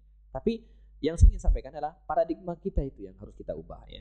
Andaikan ada seorang dokter kalau tidak memiliki jiwa entrepreneur, maka seumur hidup dia akan jadi dokter terus. Pahalanya ada banyak, nolong orang dan digaji selesai. Tapi kalau seorang dokter punya jiwa entrepreneur, maka dia akan berpikir untuk mendirikan rumah sakit. Beda, lain. Ya. Hal yang sama dialami juga oleh seorang dosen. Misalnya seorang dosen, dia akan mengajar terus, pahalanya banyak, muridnya, mahasiswanya berjibun. Ya. Digaji iya. Tapi kalau seorang dosen punya jiwa entrepreneur, maka dia akan berpikir untuk mendirikan lembaga pendidikan, universitas misalnya, perguruan tinggi. Beda. Ya. Seorang guru, teacher, ya, dia akan jadi guru terus 10, 15 tahun, 20 tahun guru terus. Tapi kalau dia punya jiwa entrepreneur, suatu saat dia akan mendirikan sekolah lain, gitu ya. Hal yang sama dialami juga oleh seorang penulis, writer. Seumur hidup dia menulis dan di Indonesia banyak teman-teman itu udah puluhan karatan jadi penulis. Ya, dapat royalti iya, banyak ya enggak. Ya, royalti di Indonesia itu untuk penulis dari harga jual 6%. Kita hitung buku ini dijual, nggak tahu kalau di sini ya. Kalau di sini tiba di sini udah nggak normal lagi, mana Pak Lugas ya? Saya lihat pinter ini Pak Lugas bikin harga sebenarnya. Ya biar koperasinya maju katanya kan. Nah, anggap saja ini bukunya di Indonesia dijual 85.000. Ya. Kita gedein ya. Untuk penulis ya, mesti 6%. Anggap saja 10%. Ya. 10% berarti satu buku dia mendapatkan 8.500 dikali 2.000 eksemplar misalnya. Berarti 8.500 dikali 2.000 berapa? 85 kali 2 enggak 8.500 dikali 2.000 17 juta. Iya kan? Betul enggak? 17 juta. Ini kalau bukunya laku. Kalau enggak akan dibayar. Itu kalau penerbitnya jujur. Maka enggak ada cerita penulis itu kaya. Ya, kecuali hasil karya itu sudah di-create seperti Andrea Hirata. Dia kaya itu bukan hanya dari penjualan, tapi dari bikin film. Ya. Habibur Rahman El-Srazi itu bukan kaya dari novel saja, karena dia sutradara, produser gitu kan. Jadi, tapi kalau seorang penulis ya, memiliki jiwa entrepreneur, maka dia akan bikin penerbit buku, mengembangkan karyanya, ya, membuat. Jadi lain. Nah, Ustadz juga begitu. Ustadz ya, kalau tidak punya jiwa entrepreneur dia akan jadi ustaz terus. Bagus, banyak pahalanya, gede banget. Kaya susah. Ya, susah ya. Apalagi kalau ya ustaz kan ada usianya. Ya. Kalau sudah lama dan muncul orang yang lebih baru lagi dia kan tenggelam. Dalam hukum bisnis begitu gitu ya. Apalagi ya ustaz yang tidak pernah belajar lagi ya. Ilmunya itu jaga, itu terus ya. 3 kali kita ikut taklimnya, giliran kan 4, ngulang yang ke 1 lagi gitu ya. Nah, ini yang pendengarnya bingung. Kayaknya saya pernah dengar ini di mana ya? Karena nggak berkembang gitu kan. Tapi kalau ustadz punya jiwa entrepreneur, maka dia akan bikin pesantren, yayasan, khususnya lain, dan itu akan memberdayakan banyak orang. Ya. Nah, ini penutupnya. Apapun profesi Anda, milikilah jiwa entrepreneurship. Karena mereka yang punya mereka lah yang punya jiwa kreatif, mandiri, inovatif, dan pantang menyerah. Ya, makanya walaupun wartawan, walaupun karyawan, dia punya jiwa entrepreneur. Seorang karyawan kalau tidak punya jiwa entrepreneur, dia akan ngeluh, kapan gaji gua naik? Ya, tapi kalau makanya terus saya ketika menjadi wartawan dulu ya, karyawan, konsep saya nggak akan lama. Saya belajar. Jadi ketika saya bekerja, ya, yang ada di kepala kita itu bukan hanya bekerja, tapi belajar. Nah, orang yang bekerja dengan niat belajar itu enggak. Ketika dia bekerja sambil belajar, dia akan dapat terbiasa di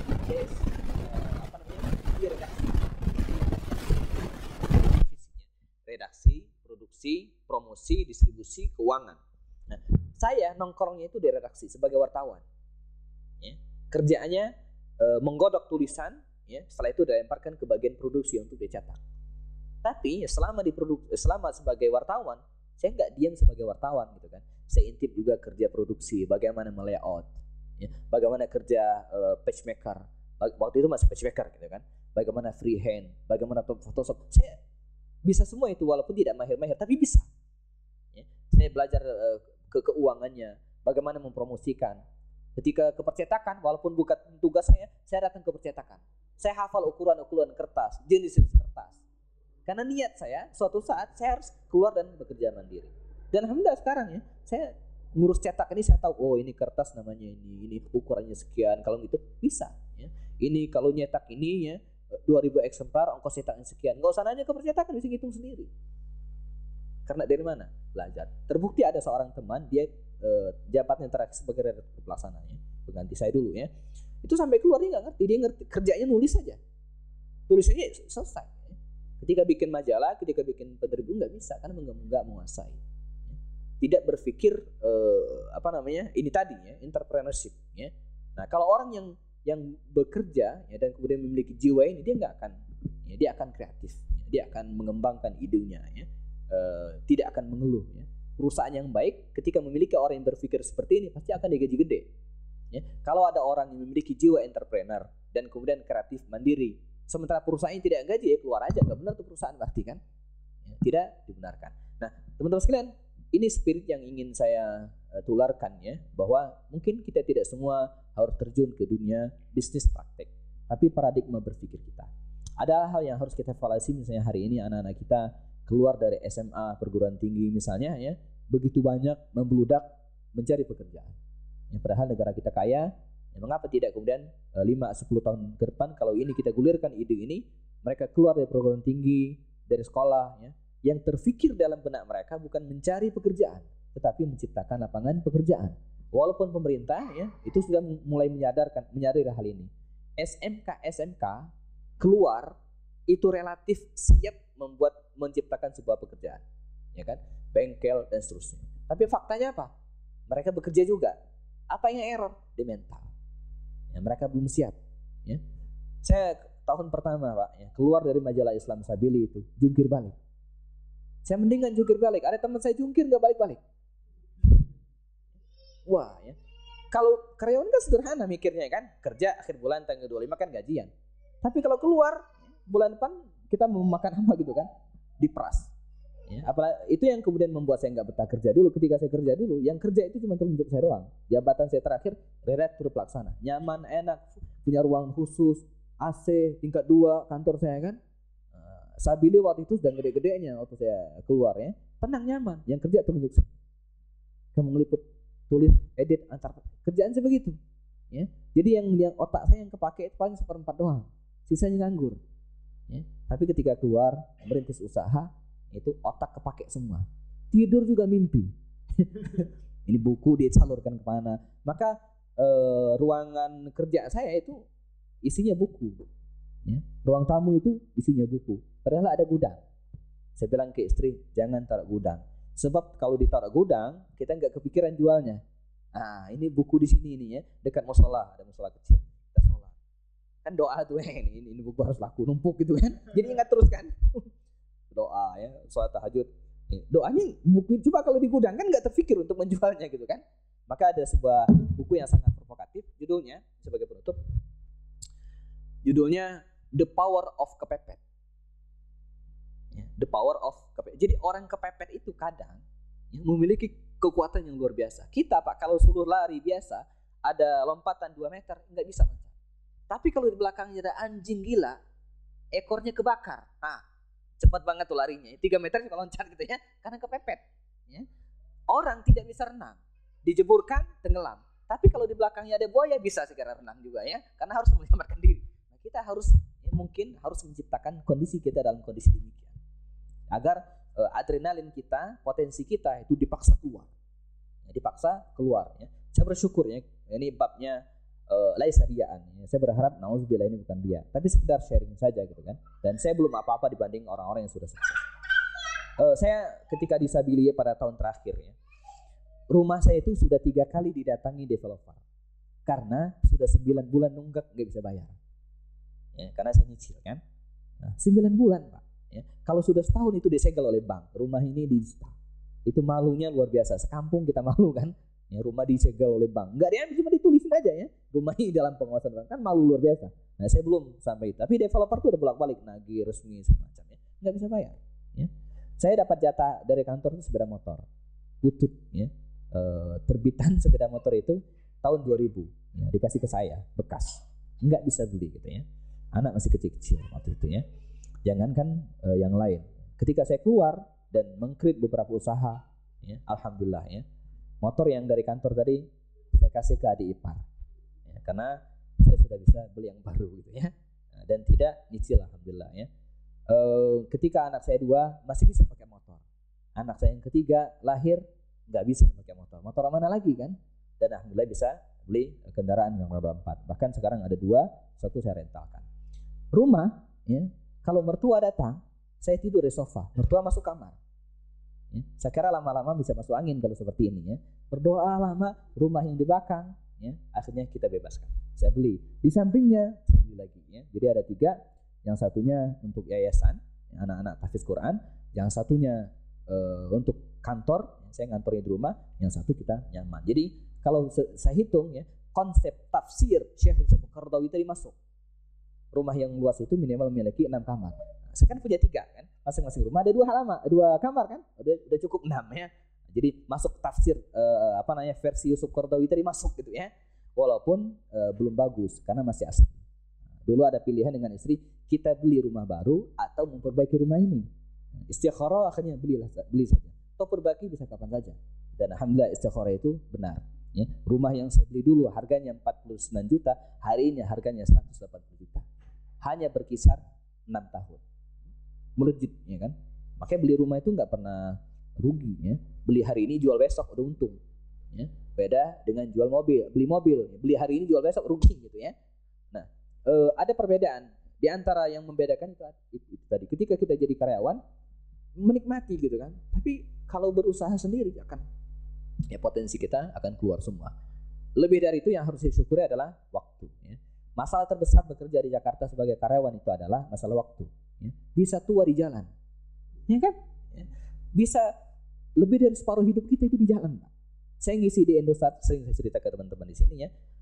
Acaranya ba'da zuhur hanya 20 menit, nggak boleh lebih, maksimal 30 menit karena mereka setelah itu harus ngantor istirahat. Nggak boleh lebih, dikasih surat sama panitia kelebihan ceramah dari 20 menit. Ustaz, waktunya udah habis katanya kan. Cuma 20 menit. Tapi dari Bogor rumah saya berangkat jam 9 pagi. Karena acaranya di Kuningan Jakarta. Sampai di sana menjelang zuhur, pulang jam 3 sore sampai rumah. Seharian, padahal cuma ngisi acara 20 menit. Itulah Jakarta. Ya, habis waktu gitu kan. Nah, sekarang alhamdulillah gitu ya. Dulu saya berangkat jam 8, jam 7 ya, atau jam setengah 7 karena sebelum jam 8 jempol kita harus nempel. Ya, di finger scan itu ya. Kalau saya di kantor saya dulu 3 kali saya dapat SP karena terlambat datang, iya kan? Tapi prestasi tulisan saya itu paling bagus, maka nggak dipecat gitu ya. Saya bermasalah di kehadiran gitu kan. Pulang juga demikian, pulang itu acara Tukul Arwana sudah mulai, itu jam 10 malam Pak. Itu lagi melejit acara Tukul Judulnya Empat Mata ya. Kalau sekarang kan bukan Empat Mata kan. Kalau dulu kan acara Empat Mata. Karena di demo di ini diganti. Itu acara jam 10 mulai. Ya. Saya baru nyampe rumah. Jadi waktu sudah bikin lupa. Nah sekarang alhamdulillah ya. Ada teman suka ngeledek. Ustadz lagi di mana? Di rumah jam 4 sore gitu kan. Lagi ngapain? Biasa nyelesaikan tulisan sambil ngopi. Dia bilang, Masya Allah, hidup Ustadz ini nyaman amat. Kita lagi bergelayutan di kereta, katanya. Jadi banyak sisi yang kemudian, nah bayangkan kalau saya kerja full sebagai karyawan, nggak bakalan hadir di sini selama sebulan, kan? Ya, nggak. Tapi dengan bekerja menggeluti beberapa bidang usaha, ya bisa saya tinggalkan, saya kontrol dari sekarang. Maka saya agak repot kalau nggak ada internet. Ya. Di Pak Iwan saya minta kuncinya. Di mana saya mampir selalu saya minta, ya. Karena suatu saat saya mampir itu langsung on, gitu ya. Tinggal musola kita nih belum ada wifi-nya gitu ya. Suatu saat mungkin harus dipikirkan gitu ya. Sehingga siapa yang datang ke sini langsung ada wifi-nya ya. Karena saya kerjanya ngontrol kerja teman-teman start pakai itu ya, pakai WhatsApp, kemudian pakai email ya. Promosinya, laporan keuangan dan seterusnya sebagian masih saya kontrol dari jauh dan mungkin kartu itu ya. Nah, teman-teman sekalian, mungkin ini yang bisa disampaikan sekedar sharing ya, berpikir. Nah, tidak mesti diambil semua ya apa yang saya sampaikan karena masing-masing orang berbeda. Berbeda kondisinya ya. Jangan sudah saya berbicara konteks ini adalah konteks masyarakat umum yang belum mapan ya. Kalau sudah puluhan tahun gajinya udah 50 juta ya udah nyaman, dia tinggal mengkrit sesuatu yang baru ya. Jangan ada ceramah Ustadz Happy tadi langsung keluar kerjaan jungkir balik gitu ya, atau bisa jungkir nggak balik-balik tadi itu ya. Jadi ini ya sebagai wacana berpikir kita untuk generasi kita dan kepada anak-anak saya sarankan ya. Jangan nggak mesti jadi PNS ya. Dulu bahkan sampai sekarang ya, om saya 3 orang di Lampung Kertobumi sampai sekarang masih mengatakan, masih memberikan bocoran kepada saya, sebentar lagi ada penerimaan PNS loh. Karena 3-tiganya PNS ya. Jadi belum dianggap kerja kalau belum PNS ya, walaupun PNS ya bagus, tapi kan tidak semua orang bisa jadi PNS kan, sangat terbatas waktunya, sangat terbatas kesempatan gitu ya. Nah itu mungkin harus sedikit diubah dari paradigma berpikir kita ya. Ada peluang-peluang yang lain yang bisa kita manfaatkan. Ini yang bisa disampaikan, semoga bermanfaat dan bisa menambah wacana berpikir kita insyaallah. Kalau ada yang ingin ditambahkan, di-sharing, ditanyakan, kita ada waktu insyaallah. Demikian, Assalamualaikum warahmatullahi wabarakatuh.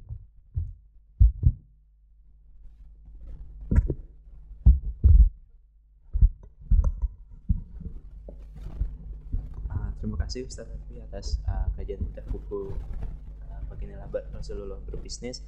Sangat menarik kajiannya. Sekarang kita masuk ke sesi tanya jawab.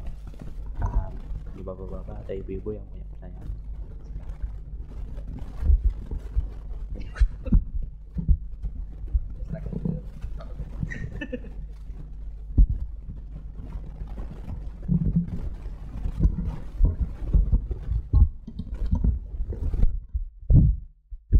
Assalamualaikum warahmatullahi wabarakatuh.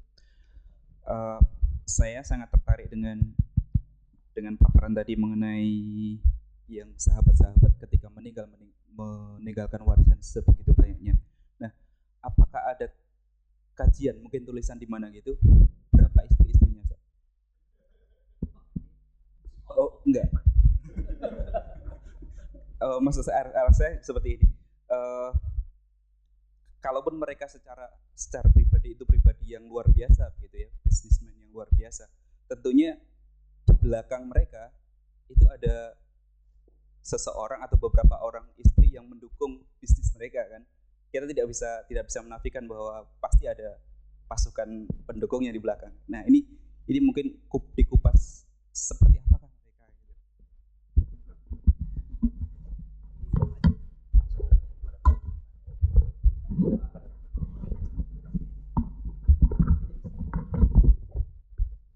Assalamualaikum warahmatullahi wabarakatuh. Saya cuma mau menanyakan, bukan menanyakan sih, mau minta tips kali ya. Bagaimana cara saya untuk mengajarkan ke anak-anak saya supaya mereka itu bisa memiliki jiwa entrepreneurship begitu loh. Soalnya berdasarkan pengalaman saya, terutama pada saat itu saya besarkan, saya dan teman-teman saya dulu lagi Indo itu, saya disekolahkan sampai tinggi itu hanya untuk menjadi karyawan, bukan untuk menjadi entrepreneurship. Nah karena itu saya pengen merubah hal itu. Bagaimana saya bisa mendidik anak saya supaya mereka bisa memiliki jiwa entrepreneurship itu. Tahu ibu-ibu?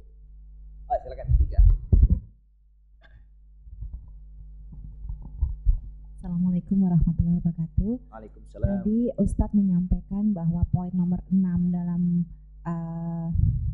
tips menjadi kaya ala Rasulullah SAW itu adalah banyak beristighfar, karena ada kalanya dalam berbisnis itu kita suka lebay dalam berpromosi.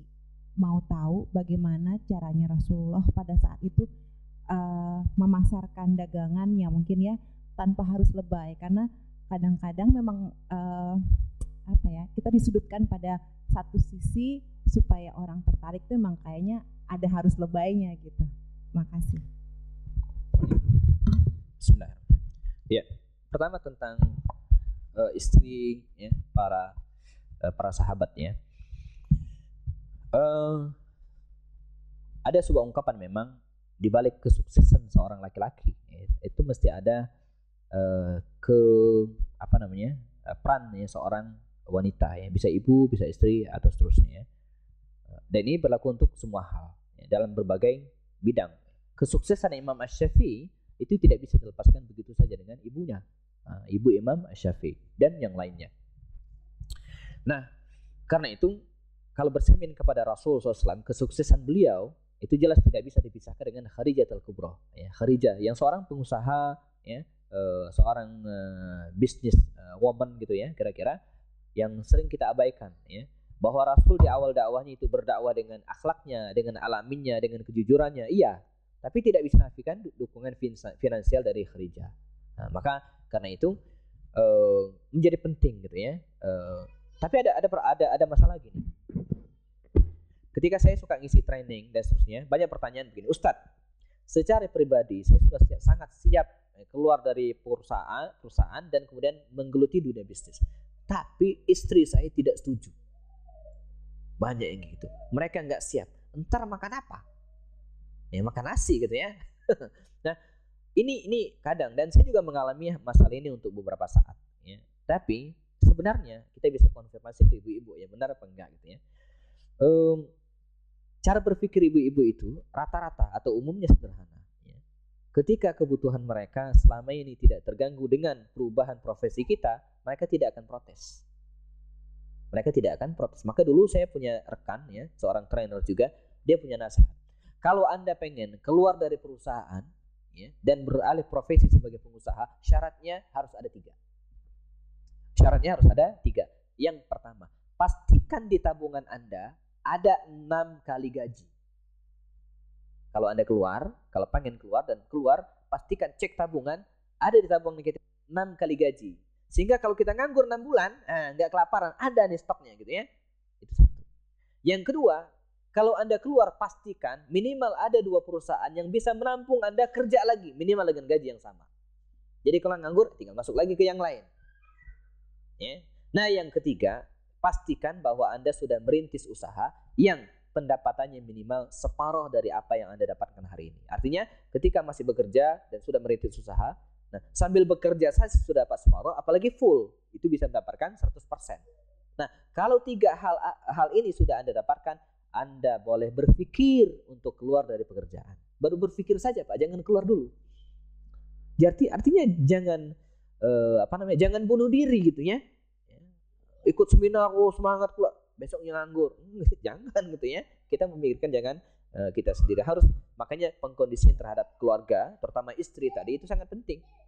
Ya, sangat penting. Mereka juga harus diajak memahami bahwa profesi kita sekarang sudah berubah. Nah, kembali kepada Rasulullah dan para sahabatnya. Ketika memang ya secara umum ya atau mayoritasnya para sahabat itu kalau ditanya berapa orang istrinya ya rata-rata 4. Ya. Khalid bin Walid itu istrinya 9. Tapi tidak dinikahi secara bersamaan. Meninggal, nikah lagi, meninggal, cerai, nikah, dan seterusnya. Ya. Kemudian Ali bin Abi Thalib ya 4 gitu ya. Itu pun dia menikah setelah Fatimah meninggal dunia. Ya. Rasul ya menikah dengan 13 wanita. Itu pun setelah Khadijah meninggal dunia gitu ya. Makanya ibu-ibu di belakang punya senjata. Boleh menikah lagi gitu ya. Tapi langkahi dulu mayatku.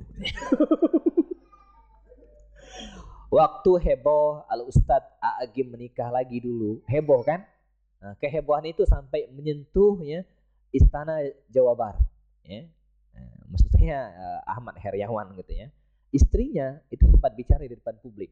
Ya, saya kenal istrinya namanya Bu Neti itu ya, karena saya kenal dengan suaminya beberapa kali ketemu juga ya. Itu dia bikin statement yang luar biasa ya.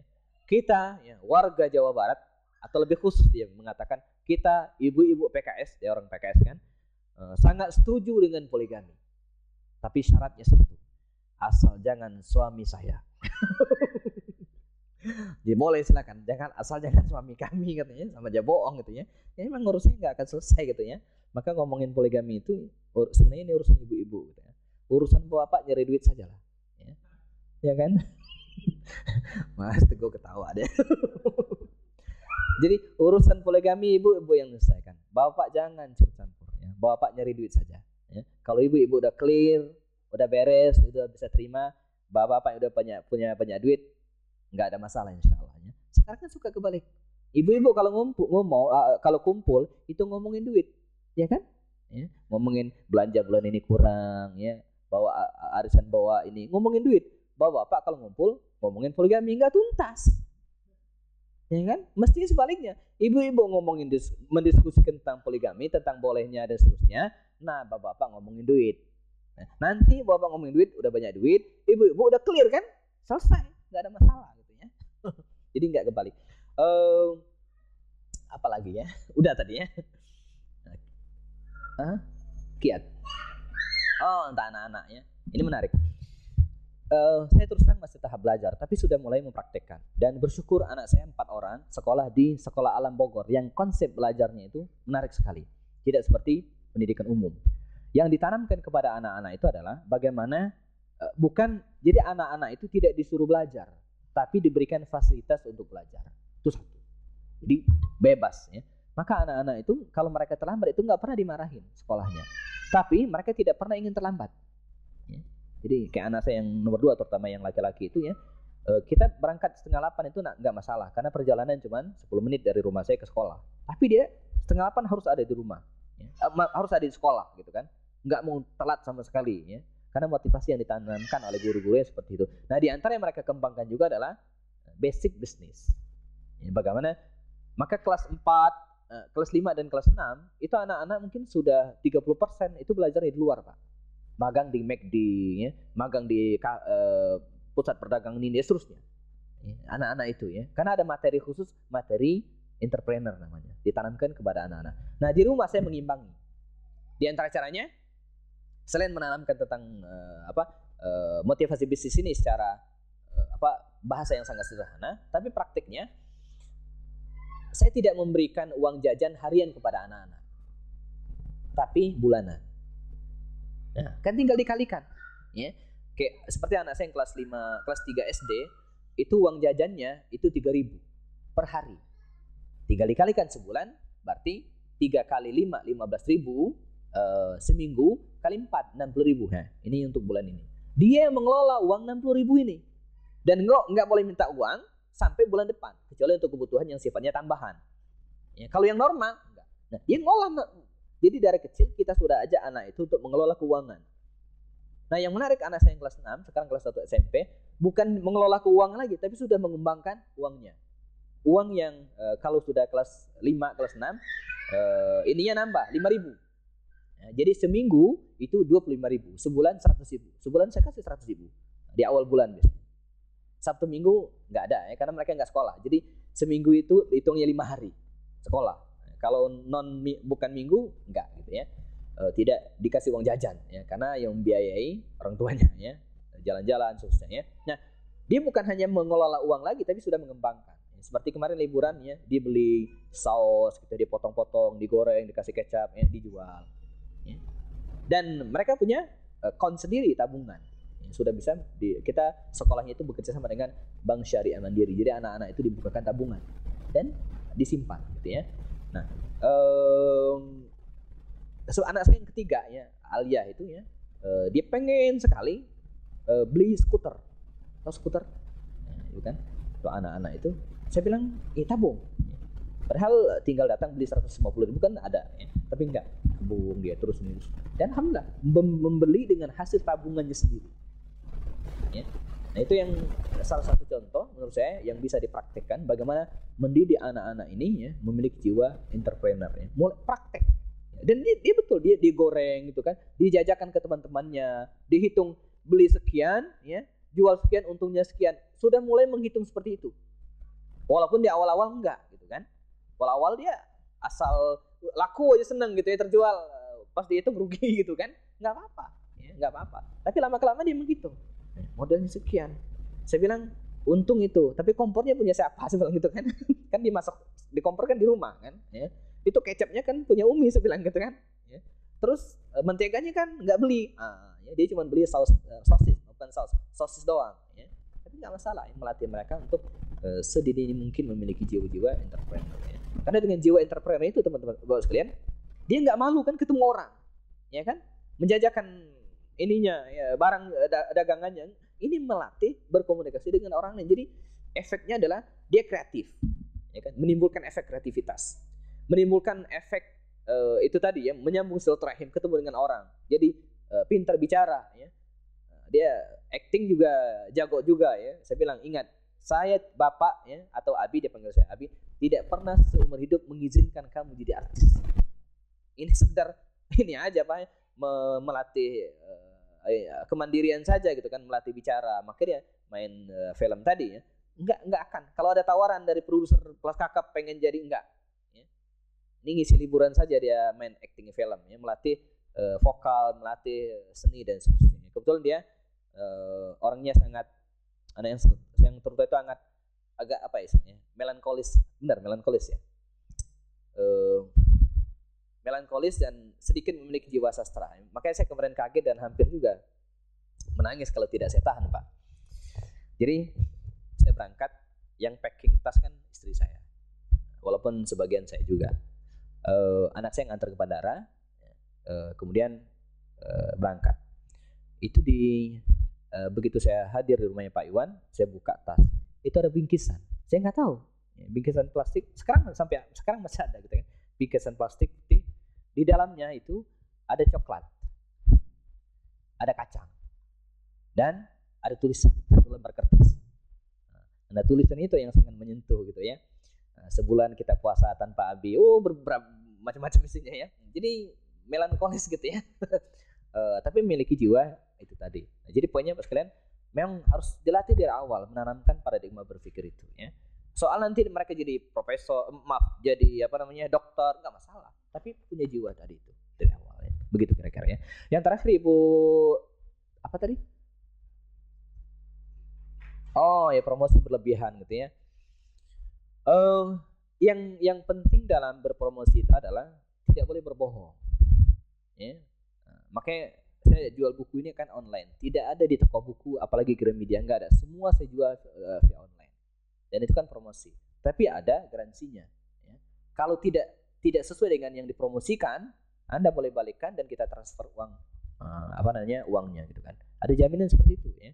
Dan apa adanya gitu kan, ini daftar isinya dan seterusnya ya, sebagian isinya bisa dilihat di internet, jadi detail gitu ya.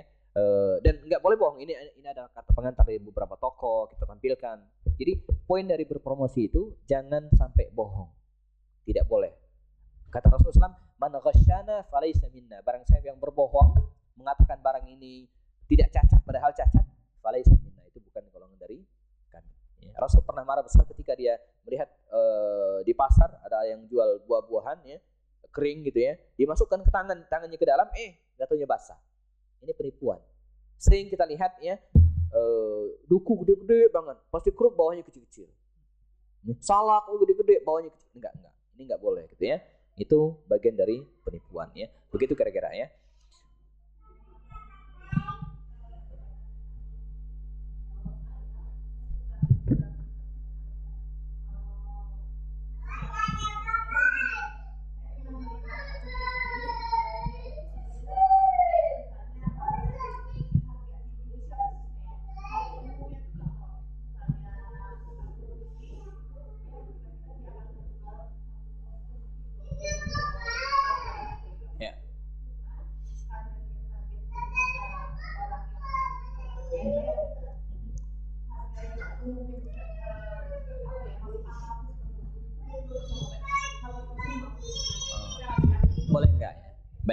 secara umum bisa dipahami tidak ada patokan ya, berapa dari produksi yang harus kita tetapkan harganya untuk dijual, nggak ada aturannya ya.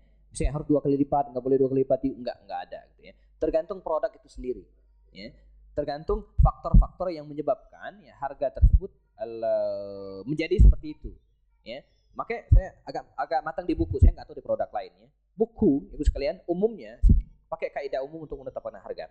Harga buku itu rata-rata 4 kali lipat harga cetak. Ya, kalau harga buku ini 80.000 ya, karena ada bonusnya CD menjadi 85. Anggap saja 80.000. Ini terus terang ya, dan saya mengatakan apa adanya. Biaya cetak buku ini 20.000. Saya jual 80.000. Mengapa? Karena nanti kita ketemu dengan agen yang minta diskon.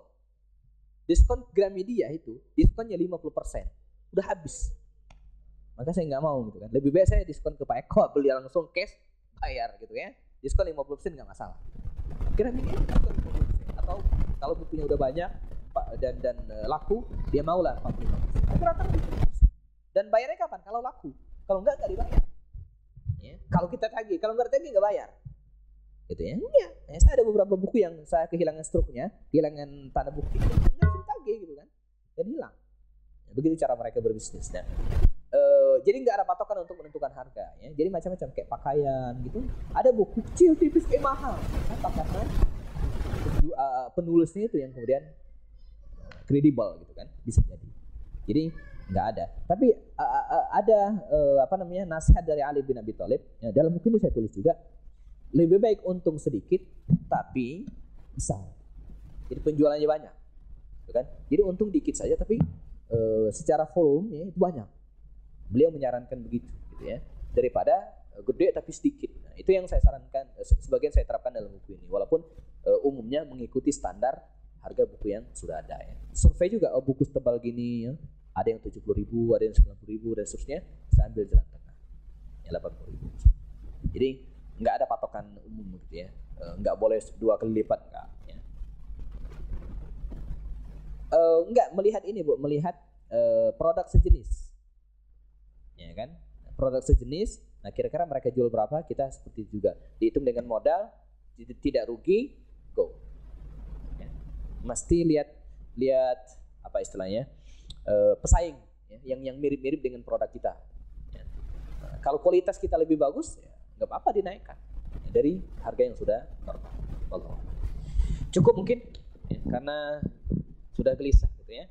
Saya pengalaman mengisi di pengajian di mana-mana, itu ada ciri-cirinya Bu. Kalau ngisi pengajian ibu-ibu, kalau duduknya sudah begini, itu namanya sudahlah Ustaz, sudah lama ini gitu ya. Kalau bapak-bapak pakai peci udah miring ke sini, nah, itu syaratnya udah gelisah ya, udah kelamaan ya. Kalau dikit-dikit misalnya keluar kencing ya, nah, itu tanda-tanda juga gitu ya. Baik, kita cukupkan, semoga bermanfaat dan saya serahkan ke moderator. Terima kasih buat yang bertanya. Nanti kalau ada pertanyaan lagi bisa langsung aja ke Ustadz ya. Nah waktu sudah siang, mari kita tutup pengajian ini baca astagfirullah, alhamdulillah, alhamdulillah, surat wal asr dan kafaratul majalis.